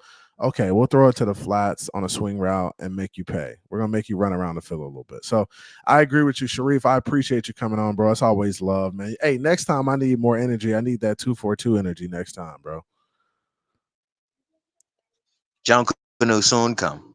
Yeah, there we go. There we go. Hey, Valley Boys or Saxons? What you? I'm gonna tell you the truth. There's so much new groups coming out, and I've been able to be with both actually and grow new groups out of those 2 big groups. So I think it's been a great experience, just growing up through it. So it's a culture. That's what's up. That's what's up. Shout out to the culture, the Junkanoo culture, the Bahamas. I love it. I love it. Appreciate you coming through, Sharif. All love. Shout out to all my Bahamian Dolphin fans out there. There's a ton of them. Shout out to you. Appreciate you, bro. All right. Hey, next we got the homie Reverend William Perry. What's up, William Perry? What's going on? How was the game, bro? You enjoy yourself? Yeah. The weather for yesterday or for the game was Friday. Fantastic. Like I didn't sweat. I didn't on Saturday whenever I got there. I imagined, because I'm from South Alabama, that it's gonna be hot. I'm gonna be miserable. Yeah. I'm wearing dark shirts, so nobody seems to be sweating. Yeah. But it was nice out. Breezy, but great game though. Great game. Skyler came in and changed the whole attitude of the offense whenever he came in. The energy was just different. Skyler came in with some fire. I agree with you. I was watching the game. Yeah. I saw Skyler come in. He came in with some fire and lit it up a little bit. I was sitting next to my girl, and she's a Bucks fan. And as soon as Skyler got through the first pass, I looked at her. I said, "We're scoring this drive. Don't worry." And I think it was 4 plays later we scored. Yeah, she was like, "Damn, my baby knows." She was like, "Damn, my baby know ball, huh?" That's what's up. Was she wearing that throwback Tom Brady women's? I saw it. I appreciate you. I appreciate you sending the pic too, bro. How's everything been though? What's your thoughts on the season? It's glad to see you come back around, man. Everything's been good. It's just been busy doing stand up and traveling, and I've had a lot of pool. I was in Vegas last week until I got back Friday at like 2:30 in the morning. Dang, that's what's up, man. I was there for a week and then came back, and I didn't realize. I mean, everything's been moving so fast, CD. Yeah. Like I just can't. One real quick thing. Big Nick is like world famous. Do you know that? Yeah. That's my guy. World famous. Big Nick, South Florida accountability. biggest, one Yeah, of the biggest exactly. YouTube channels on YouTube, bro. I ran that thing. I ran him in on accident, right? I was Really? sitting on the plane. I was sitting on the on the plane or the shuttle to the plane, and a Yeah. video popped up, and Big Nick's out here cussing out a bunch of police officers, and I was like, I know that voice. Yes. Definitely. Big Nick's got like 130,000 subscribers, something crazy. So he has one of the biggest YouTube channels out there. Y'all got to check him out. Big Nick, South Florida Accountability. It was hilarious. I was laughing my ass off. I just talk Nick all the time. That's funny, bro. That's funny. But hey, you said you're in South Alabama. Have you seen Yeah. the homie up there? What's up with the homie Stephen Diaz? Have you been able to check him I talked out? to him while I was at the game. Okay. I talked to him while I was at the game. I talked to him before too. Whenever I was in Vegas, I was playing a match on live stream, and him and his wife were watching the match. And nice. I couldn't see the comics section because I was streaming it, but I couldn't see the comment section. But him and the wife was rooting for me. I appreciate that a lot. That's what's I up. ended up winning that too. Was a big thing. Nice. But I talked to him a couple of times. He hasn't said too much about like as far as him doing any more like YouTube or anything like that. But I haven't asked. I don't, you know me. I don't like to pry. If you want to tell me something, I'll let you tell me. Yeah, But of course. he was excited. He sent me a message back. He said, Mike McDaniel throws that red flag, and I got a picture of it, right? And I said, Mike's out here throwing these red flags around. He goes, put them up. My God. Hey, he's terrible at the challenges, bro. We got to get Mike McDaniel better at the challenges. I think it just requires reps like anything else. You know what I mean? You're right. And I think that's the thing too. People don't realize it does require reps. I mean, you being a comedian, I think you can understand it. Like it requires reps and grinding in order for you to get I started with a joke 2 years ago that I'd been working out for 2 years and just finally figured it all out like a week ago. Really? Yeah. So like it's a tough process. Yeah. Like it's definitely a process. Anything else, man, before I get you out of here?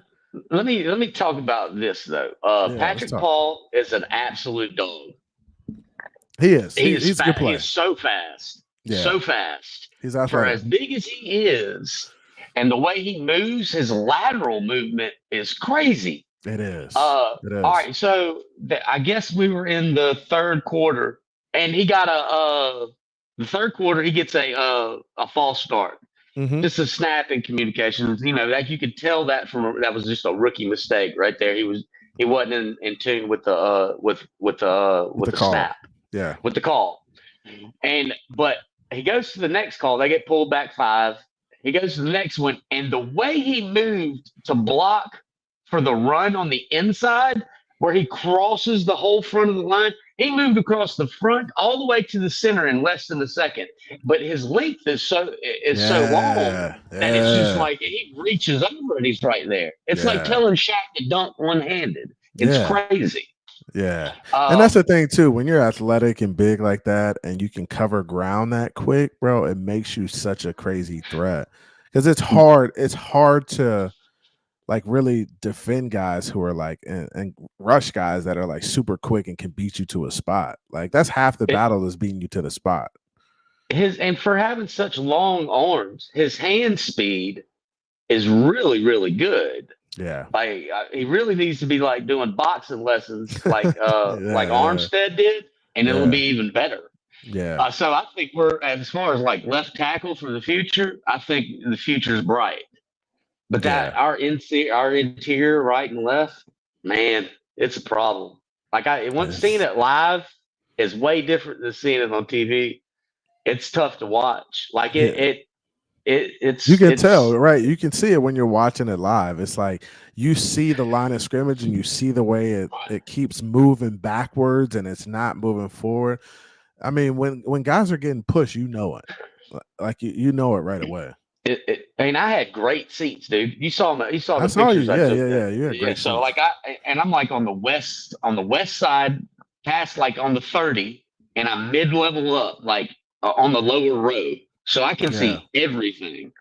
And I was like, man, like this has got to, we got to do something about this. I'm hoping with all this extra money we got that we at least bring in more depth, or I don't know how we get an upgrade unless we trade for an upgrade. I know it's gonna be tough. It's gonna be tough to get an upgrade unless we make a trade.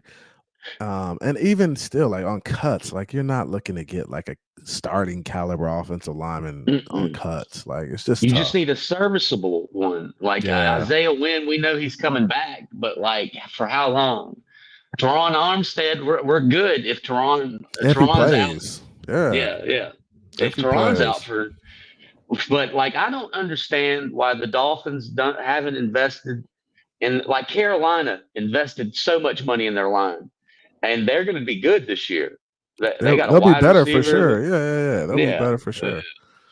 But like we've got everything we need to win, except for the trenches shirt up. And that's what it's only going to carry us that far. The line, the wins go as far as the line. Yeah. Like you're only going to be as good as you are up front, and I agree with you, man. And I think the Miami Dolphins are looking for a solution. Hopefully, they figure it out, William. That's the tough part. I think they've unlocked Channing Tindall. I think Anthony Weaver has unlocked Channing Tindall. He was all over the place. Yeah, he was everywhere. In every play, he had like seven tackles, and he should have had 3 sacks in the game. But for false start penalties on the offense, they got taken away. And I was like, dude, he is everywhere. Everywhere. He's playing well, man. I think he'll be more instinctual player as far as the way he was that Fangio and the guys before them had him as like a position. Yeah. That he's playing more on a set position more than instincts. Yeah, and it shows for sure. I was super impressed. I don't know why more people aren't talking about it. He's about how good he actually is. You got a 4.35 linebacker, right? Yeah. And he was all 4.35 of it was everywhere. Yeah. He's active. Impressive. He's active, man. I appreciate you coming through, man. I gotta get the homie Von Joe on. Yeah, I got a game to go to. I'll holler at you later, my brother. All right, thanks, bro. Have a good one. See you soon. Yes, sir. Appreciate you. Shout out to the homie William Perry for coming through. Here we go. Von Joe's in the building. What's good, Von Joe? I decided to come on camp for you, my guy. Hey, you're gonna be my last guest. I see you sipping on the wine today. I see you. So it's a wonderful Sunday. You know how we get down? Yeah, my man ain't too far from me, Central Florida. What's up with you, man? I'm chilling, listening to I see it's nice inside, so I decided to come inside for a second with you. Yeah, I see it's nice in here. It's all nice and cozy. Everybody all warm and fuzzy.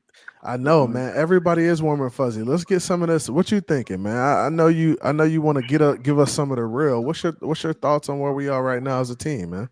So here's the thing: where we at right now as a team. Yeah. I call it cautiously optimistic.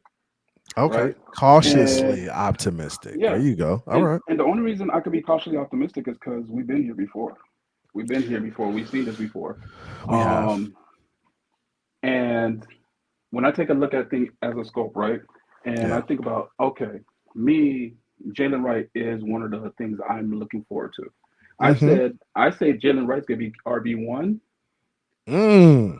And A-Chain is going to be the change of pace back. Ooh. By week 6. By week 6, Jaelan Wright being the first, and then A-Chan being change of pace. I like it. I mean, honestly, you've been in spaces with me. I said that you probably heard me say that Jaelan Wright's going to eat Mostert's food, and I stand behind that from what I've seen. The young man has great balance. He's big enough. He's fast enough to bounce off contact. You saw when he went into the hole that was there, then the hole got closed off, bounced off the tackle, was able to keep his feet and jump cut to the outside. Yeah, that's bro is everything he's seen in college. He is, and he's showing some special traits. And I think honestly, it helps at the running back position because honestly, I think running back is one of those positions where rookies can transition really well, and they don't because I feel like it's not an easy position to play, but as long as you can take care of like the little things, like the attention to detail, like knowing your playbook and like knowing pass blocking responsibilities and things like that. That's the key right there. Pass Right? blocking. Right. So as long as you could do the little things, I think running backs transition well, especially if you're running well. And we know he's a great runner. He can run well, right? Very But well. I think where players kind of fall short is like the attention to detail, the pass blocking responsibilities, being willing to stick your nose in there when a linebacker is coming full speed. Picking up that blitz. Yeah, like that's tough. That's the hard part of playing running back to me. Knowing when to block and leak out. To be an outlet for the quarterback. Those are the nuances that it takes NFL. You getting used to the NFL. You getting used to those bigger players and faster, because we know in the NFL everybody's fast, everybody's strong.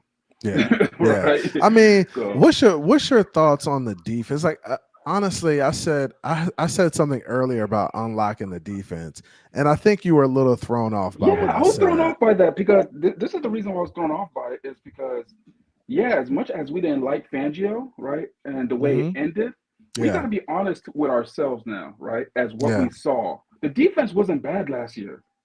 Let's be 100 now. Let's keep it 100. Where was the defense ranked before all the injuries happened? I would say they were probably middle of the pack. Like they were weren't in the top. I think in the upper third. When you so think that's the thing about last season. There's before the injuries, CB. And I hear you, like before the injuries, right? But let's look at where we were last year, right? So the first 8 weeks, maybe 6 or 8 weeks, Jalen Ramsey isn't there, and people are basically calling for Fangio's head, right? There are a lot of people who was like, this dude really ain't it. He's struggling, right? Now, once Ramsey comes back, Ramsey, gets a couple turnovers. Like the defense is playing well. They're getting into a rhythm. But during that spat though, Vonjo, there were still some times where we were like, Holland wasn't 100%. We were like, and true, but we still during that spat of like, oh, this defense is better now. We still were like, man, they still have some moments where they lapse. Like, but brother, how many points did we get? We weren't giving up points. No, we weren't giving up a lot of points. Yeah, that's all you got to ask for your defense, bro. Come on. But this is my thing, Vonjo. Like when it comes to teams, like when I think of games like Tennessee, and when I think of games like Baltimore, I lose it because I'm like, man, there's no way our defense should have been that bad in that moment. Like so let's think about games like KC though, Kansas City. KC they played solid. They played a good game. They played solid. What else? Against Buffalo, we played solid. At home. Yeah, I mean at home, you get 3 turnovers from Josh? Yeah, you do. You hold them down, right? You hold them to 14 points. They scored a touchdown on special teams. Exactly. Right. So I mean, you played well versus Baltimore. I mean versus Buffalo, right? And like that's the thing too. Like they were good at times. They just weren't consistently good to me, in my opinion. And it's hard. It's hard to be consistently good. I understand that, Vonjo. You can't be great every game, but also I feel like the Dolphins didn't really play good complementary football, and that's what bothers me. Is that hey, when the defense wasn't playing well, the offense didn't step up and emerge as, hey, we're going to figure out a way to get this done. No, they can't get a stop, right? And when the offense wasn't playing, and vice versa, like when the offense wasn't playing well, like the defense couldn't find a way to get a stop or get off the field. And I think they lack some grit and that ability to be like, yo, like, let's go get it. Like, we can't make excuses. We don't care what happened in the first 3 quarters of the game. Let's figure it out this drive and get it done. And that's what I feel like they lacked a lot. So that goes into a transition when I heard one of your previous people that was on stream. He said that the team is now going to be more of a hard-nosed team, right? And that's what we need. That's what we need to be. I said, it sounds good. But the team is a finesse team. It sounds good, but it's a finesse team. And when you have a finesse team in that nature, and one of the things I want to see change next year, right, going into the season, starting on the 8th, is if we get punched in the mouth, we need to be able to fight back. this being a team that's dancing and hip hop hooray, when we're ahead, yeah, it sounds good, it feels good. But when you play against those other dogs, those other monsters of the midway, Yeah. right? That could walk into the lunchroom and say, "Hey, man, this is my seat. I need you to move. I need you to look at them and say, Nah, bro, let's go. If you want this seat, you got to earn it. You got to dance for it. Let's go." Yeah. Instead of us getting up and moving, because that's what we're doing. Yes, that's what we did last year. When we went against some real monsters, we got up and packed up our lunch and moved and went to go sit in the back. And I agree with you, and I think that's what bothers me. And honestly, I feel like Jalen Ramsey said it, like, we got to start being the bullies, like defensively and offensively. It can't be, bro, we just gonna let our lunch money get taken, bro. No, it can't be that, bro. We can't be those dudes that are gonna be so finesse that we can't find a way to get physical with a football team. Like, Exactly. it can't be that, bro. And Poyer told us this. Poyer was really candid. Was like, nah, the Dolphins, nah, the league. And if I don't think it was only the Bills that thought that. I think everybody thought that across I the think so league. too. I think that too. If And when that's he a said really good point, bro. That's a really good point. exactly, I feel like he said, "Nah, you punch them in the mouth, nah, they're gonna fold." And I thought about it. I'm like, against Baltimore, we did fold. And one of the punches in the mouth was when Raekwon sat there and bullied our center. I don't give a damn if the center was Eichenberg, Collins, or whoever. At the end Yeah. of the day, he had a Dolphin logo on, and he bullied him, and we folded. We didn't do nothing. Nobody fought back. Everybody just sat there and walked around like, okay, yeah, it's Baltimore. That's how they get down. And it bothered me. Yeah. CB, it bothers me to the core. Me and you both play ball, right? You Yeah. played at a higher level. You played at college, but at every level of ball, whether it's little league, right, high school, college, NFL. If somebody go after one of your mans, you get back at them no You matter got what. to. You got to find a way. Within the whistle, you got to find a way to catch that dude Exactly. slipping. And So I need us to set the tone outside of, a big bomb to Tyreek. Everybody's expect that. I feel like that doesn't really hurt teams. yeah. They're like, yeah, we gave that up, whatever. But to really set the tone is to run the ball down their throat. That's how you wear a team out. And that's demoralizing. It having does. a person run on you. It does. And that's why I think that Denver game is so significant to me, because we were just imposing our will on them. Running the ball. It was the run game. It was the run game that really set. It was the run game that really sat them down. Like, it really said, "Hey, you not doing nothing 100%. today, right?" It was like, bro, 100%. A-Chain was running wild on them, and they were like, "Bro, this is gonna be a long ass day," and they gave up in the hot sun, in that Florida sun, and your defense is they just run the ball on you. That just kills your spirit, and And here's the thing, that both goes in cold weather. Yeah, because we watched the game together, right? Yeah. We saw KC was able to sometimes run the ball. Pacheco was just like, I'm getting this, like, exactly. running like an angry man.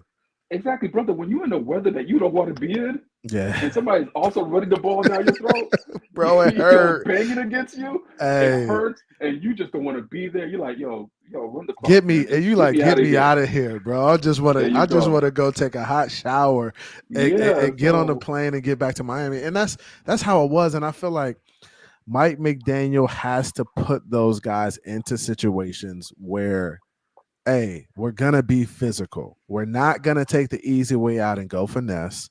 We're not going to get cute on 3rd and 1 or 4th and 1. We're just going to get downhill. We're going to put Jaelan right in the game. We're going to put Chris Brooks in the game maybe, and just get downhill, or use Alec Ingold as the fullback in those moments. But we can't just say, hey, we're going to throw the ball around and be cute, because it's not good enough. You got to set the tone. And when teams sniff out that you are afraid to get in the trenches and get dirty, get your hands dirty and get in the mud, they will be like, oh, this team ain't got it. And I feel like that's exactly what Poyer was talking about when he had the press conference. It was like, yeah, people felt like y'all were a good football team. We were a good football team, but you get punched in the mouth, they'll fold like a lawn chair. And that's what he's talking about. Philly did it to us. Buffalo did it to us the first time. That was nasty though. Baltimore did it to us, and Tennessee did it late in the game. Tennessee just said, hey, they got that one opportunity. Bro, you was like, you let me stay in the game the whole game, and y'all gave us this opportunity to stay in the game. Now we finna go take it, and we Exactly. They finna bust see the if y'all door really open. got the heart. Yeah. So they were leaning against that door, and when they finally got that crack open, Bro, they was getting like, "Oh, we in our can." house. Ex- Exactly, we're here. exactly, and that's the thing you can't do in the NFL. You can't give teams hope and let them stay in the game with you. That's just not what you do. If you're a good 100%. football team, you have to put You your gotta be foot able to on put them away teams' early. throats, and you have to be able to put them away. And if you don't, it's going to be a long game. And that's the last thing you want is a long game against these football teams because they're talented too, bro. They got NFL players too. All it takes is them making one good play and a momentum swing, and you're like, freak, we're in for a day. Yeah. So my caution. That's where I'm a little cautious. I know Patrick Paul. The thing is, Patrick Paul, he showed talent, but at the end of the day, he's still young, right? Still young. And what young offensive tackles have a tendency to do when they're developing is grab and hold. Yeah. Especially when they're going against those top tier talents, right? When they go against those real number one DNs, because you don't want to give up the play where your quarterback's in the hospital. Yeah. So I would rather, and I'd rather them hold. Like give me the 10 yards all day. Give me the 10 yards all day because I don't want my quarterback going to the IR because you missed the block and didn't hold. So I'm with you, and I think the Miami Dolphins are going to be in the mix, right? But I think it's going to be up to Mike McDaniel and how he approaches this season, and it's going to be up to him of whether or not we make this happen this year. Yeah, I'm putting it solely on Mike McDaniel. He's responsible for Weaver. He's responsible for his offense. He's got to figure out a way to get it done this year. So you got the talent. You got the talent. You was at camp, right? Yeah, and I appreciate you guys going down there. You, Tony, and all the guys, Papa Paul, the guys that were out there in camp giving us news, right? Yeah. And you saw one question I kept asking you guys was when there was pressure, where was the pressure coming from? And I hate the fact that people kept telling pressure kept coming up the middle. Yeah. Because that pressure is coming right into Tua's lap. Yeah. I would rather pressure come to the outside, unless he has a pocket to step up into, right? Yeah. And he could probably escape out the windows. But when that pressure is coming up the lap, it's tough. It's tough. Bro, where are you going to go? Yeah. Because you can't step up. Yeah. And I don't want Tua making I don't want him making off-platform throws. Right? Yeah. I mean, I feel like Tua's got to add a little bit of that to his game, though. Like, I can't say, hey, Tua, I don't want you making off-platform throws. I feel like he's got to at least escape the pocket maybe 1 or 2 times a game and make a play. And it ain't got to be a crazy play. Maybe it's escaping the pocket and looking at a slant or a drag coming across the field and hitting that guy. Like, those are plays you got to make as a quarterback in the NFL. The thing is, we even saw them have a little sidearm throw, but at the same time, it was that off platform, right? Yeah. I mean, that's not all. I don't consider that off platform. Because he was still grounded, right? Yeah. You're still grounded. I don't want him leaving his feet to throw a ball. I don't. And I get what you're saying. And I also consider off platform like moving outside the pocket, right? And then getting your feet set and then making a throw. Like, I consider that improvising off platform, getting off script. I don't take that for off platform. And I get what if you're able to reset your feet. Okay, you pretty much reset your platform at that point. You're still solid base. I'm talking about you just kind of reset the pocket. Yeah, exactly. That's what you're saying. I'm talking about like when we saw Caleb Williams right in the offseason. Oh yeah, that was completely off platform, and that was a dot. Yeah. So and again, I love the fact that Tua knows his skill set. Mike McDaniels knows his skill set. And we can maximize and win with that skill set, right? You can. Although Caleb Williams, and you know how I feel about the young man out there with the Texans, right? With you love that man. You give that man a lot of love. You know, I love me some CJ Stroud. So I'll be honest, but at the same time, here's the thing: I don't need Tua to be that for us to win it all. Really not at all. Not at all. Him being himself and playing that consistently, because I think we've seen Tua. I always said this, right? If you don't like that I say this, we've seen Tua ceiling, right? But here's the problem: we haven't. So we've seen. So what is Tua's ceiling? What do you think Tua's ceiling is? Because you said we've seen it. So hold on. Here's the thing. Let me finish the statement. I think we've seen his ceiling. Okay. right? But we just haven't seen it consistently Okay. enough, All right. right? And that's the thing. I don't want. We've seen too many peaks and valleys with him, and I think that's where our downfall has been. I think when he able to, let's say, play at the whole season at, let's call it 85 to 95% of his ceiling, Yeah. the whole entire season, I think will be. I think that could get him MVP with the weapons and the team that we have around him. That could get Yeah. him MVP. That could get him. That could get us deep into the Super Bowl. That could get us How, into the Super Bowl run. how many games are Truly, you giving to how many games are you giving to not play at that level? Because we got to understand that. I'm gonna be fair with them. To not play at that level out of 17 games, I'll give you 6 to not play at that level. 6? That's a lot, Vonjo. Hold on. The reason why I'm gonna say that, because 3, you're just not gonna have those games, right? Because Okay. that's the not because let's be fair. Even Patrick Mahomes didn't play at Oh, he his didn't. top level the whole season, right? No, He no, got he carried by struggled. He got carried by the defense, and he told us all this. No, the defense carried us for most of the season, right? Yeah. Especially the beginning part of the season. So the reason why I'm giving them 6 is that I could give you some peaks and valleys at the beginning of the season, but when it's crunch time, no, I need you there. That's where I need you at peak performance at the end of the season, going into the playoffs. You need to I be got playing you. at your top level, and there's no that at that point you cannot have no peak, no valleys. I got you. So down the stretch, you feel like he's got to be consistently at between 85, 90, 80, Yeah, 90%. Yeah. Yeah. because let's say the games that you just don't have it, we know players have that. The games that you just don't have it, okay, the defense will probably bail you out, right? Yeah. The games that the other games that where the defense don't have it and you don't have it, all right, we just take that L. All right, we took it in the chin. All right, move on next, Mm-hmm. right? Yeah. Yeah. But when it comes crunch time in those big games, call it the final 6 to playoffs, right? So I gave you the first 6, and I gave you 6 in the first. I gave you 6 in the first 11, right? Yeah. Yeah. The final 6, no, I need you the final 6 and into playoffs. You need to be at peak performance. But and that's tough. I think in that final 6 is going to be tough games, right? But I feel like he's going to have 1 or 2 games where he doesn't play great in that stretch, which I feel like is fair to a certain extent.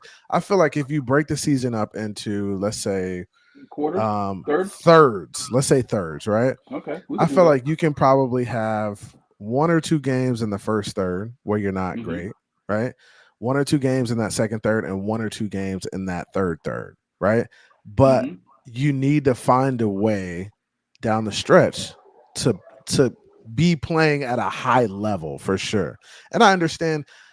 I think people try to say, "Hey, down the stretch, you need to be great," but I think it's hard. It's hard to put together like 7, 6, 7, 8 straight games of like great play. I think that's difficult. And I think that's where your defense. I think that's where your defense honestly has to be a little bit better. Like that, I agree with you. I 100% agree with you. That is going to be difficult, right? But yeah.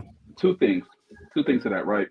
One, you are paid and you're a franchise quarterback at this point. Yeah, so you pay like the dude. Heavy the head of that wears the crown, right? Yeah. But 2, at the same time, you don't have to pay great, right?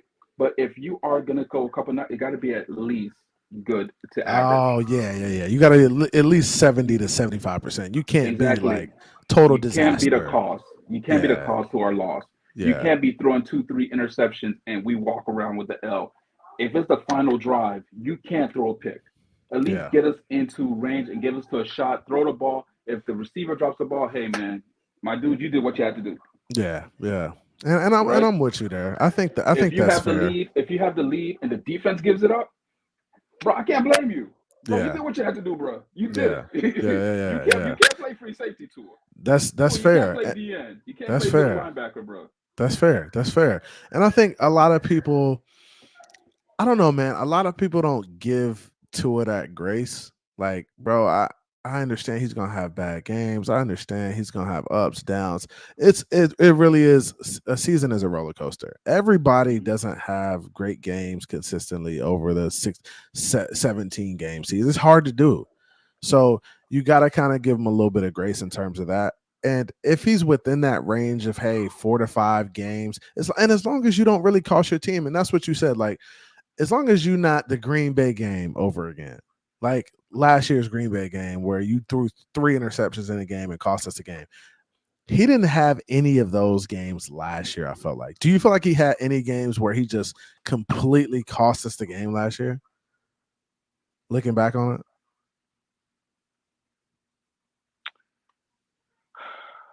It's hard because I was thinking about it too. Like, I thought about it, and some people don't like it, but I ain't gonna hold you. That what was that game where he threw the interception the last drive? Was that Buffalo?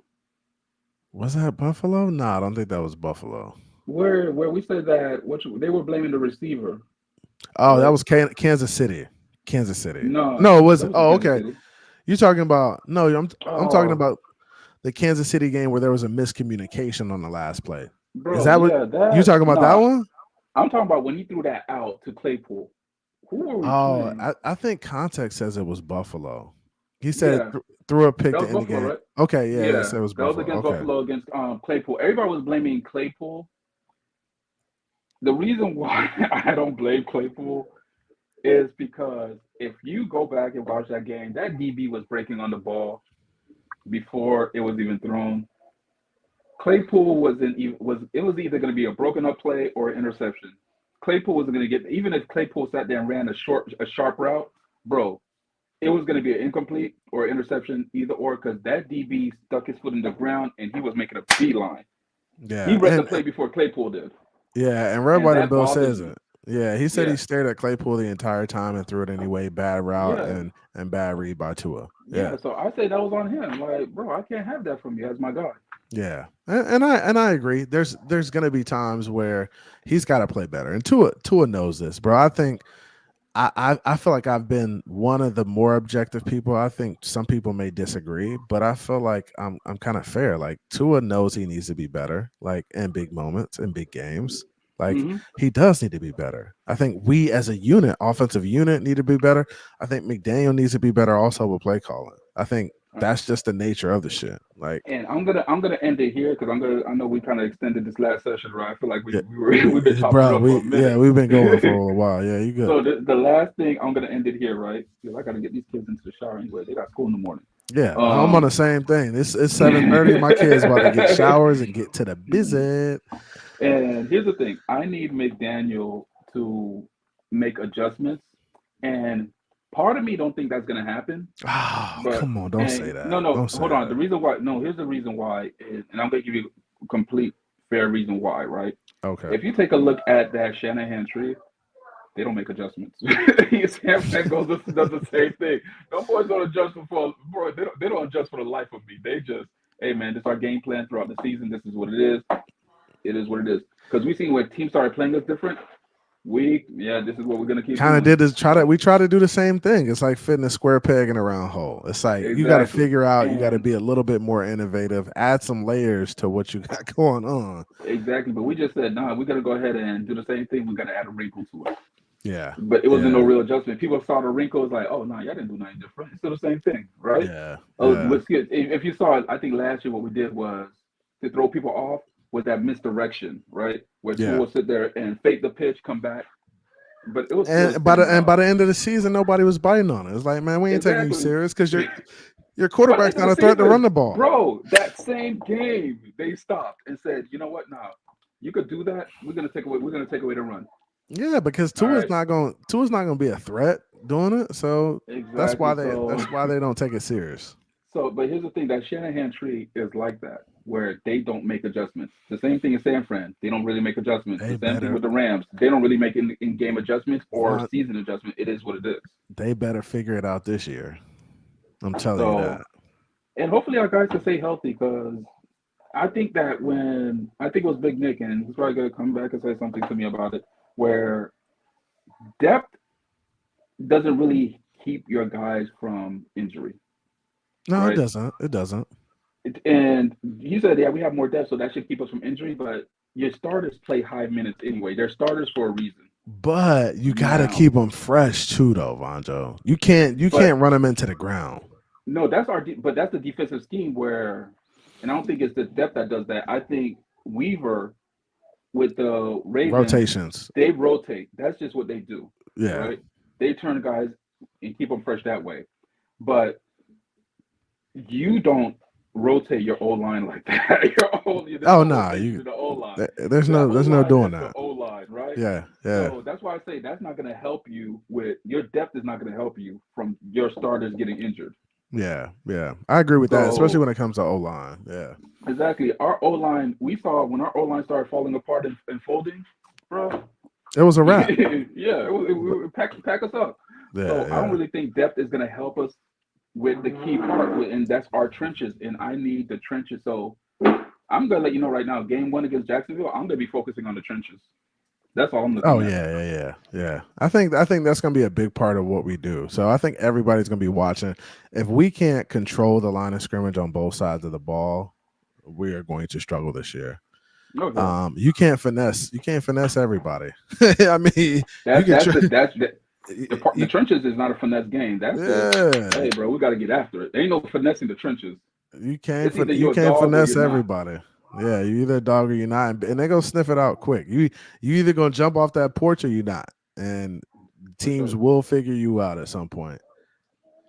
Hey, but I appreciate you coming through, bro. Good conversation. Yeah. It's always good to have you on, man. Hey, this is good talk, Vonjo. I'm gonna drop the link for you more often, dog. I could deal with this, man. Some of these other guys, like Lewis and EM, and some of these other guys, I don't know who those guys are. Who are those guys? I know Lewis, but who's this M guy you speak of? Man, trash. Lewis, I know, but M, I don't know who this M guy you're speaking of. That M guy is something else, man. M guy is something else. But I appreciate you coming through, bro. It's all love, man. All right, appreciate you, man. Take it easy, man. And appreciate to the chat, man. Fins up, man. Fins up. Appreciate you. Shout out to the guy Vonjo, man. Hey, please, before y'all get out of here, please hit the like button for your boy. I've been going for 2 hours. So I appreciate you guys kind of hanging with me, man. 2-hour show. We had everybody on. We got everybody up, had some opportunity. I appreciate all the guests who came up and just chopped it up with me for a little bit, talk Miami Dolphins. A lot of people I've never met before. So that's really cool too. And some friends of the show too. So friends of the show and people who were here. Like I said, I appreciate you guys. I'm looking forward to this season. We got 2 more weeks till football is officially here. No more preseason, no more none of the play stuff. It's just real Miami Dolphins football from here on out. So, like I said, I appreciate everybody coming through. Mudbones, Sharif, Tribal Chief, Red, White, and Bills, J Miami Sports. I see all y'all. Irv. Dre came through. Jess, I appreciate everybody who came through and kicked it with me. Also, I got to give a shout out to all the people who joined the channel, joined the members gang. William Perry joined the members gang. Kevin Lee with a $5 donation. I appreciate you. Kevin Lee again with another $5 donation. Kevin Lee with a $2 donation. Kevin Lee with a $5 donation. Kevin Lee becomes a member. Call him Butter because he's on a roll today. He was on a roll today. Jankety Jim with a $2 donation telling me to drop the link for 72 Undefeated. And then William Perry says, peace, brother. Joe Wright is him. Jaelan Wright is him. Just don't fumble. I'm with you, bro. Jaelan Wright is him. I appreciate you coming through. Appreciate the love and support on the channel. You guys mean a lot to me. Hey, y'all already know what time it is, man. Hey, do the Miami Dolphins go get this Super Bowl? I hope so. Okay.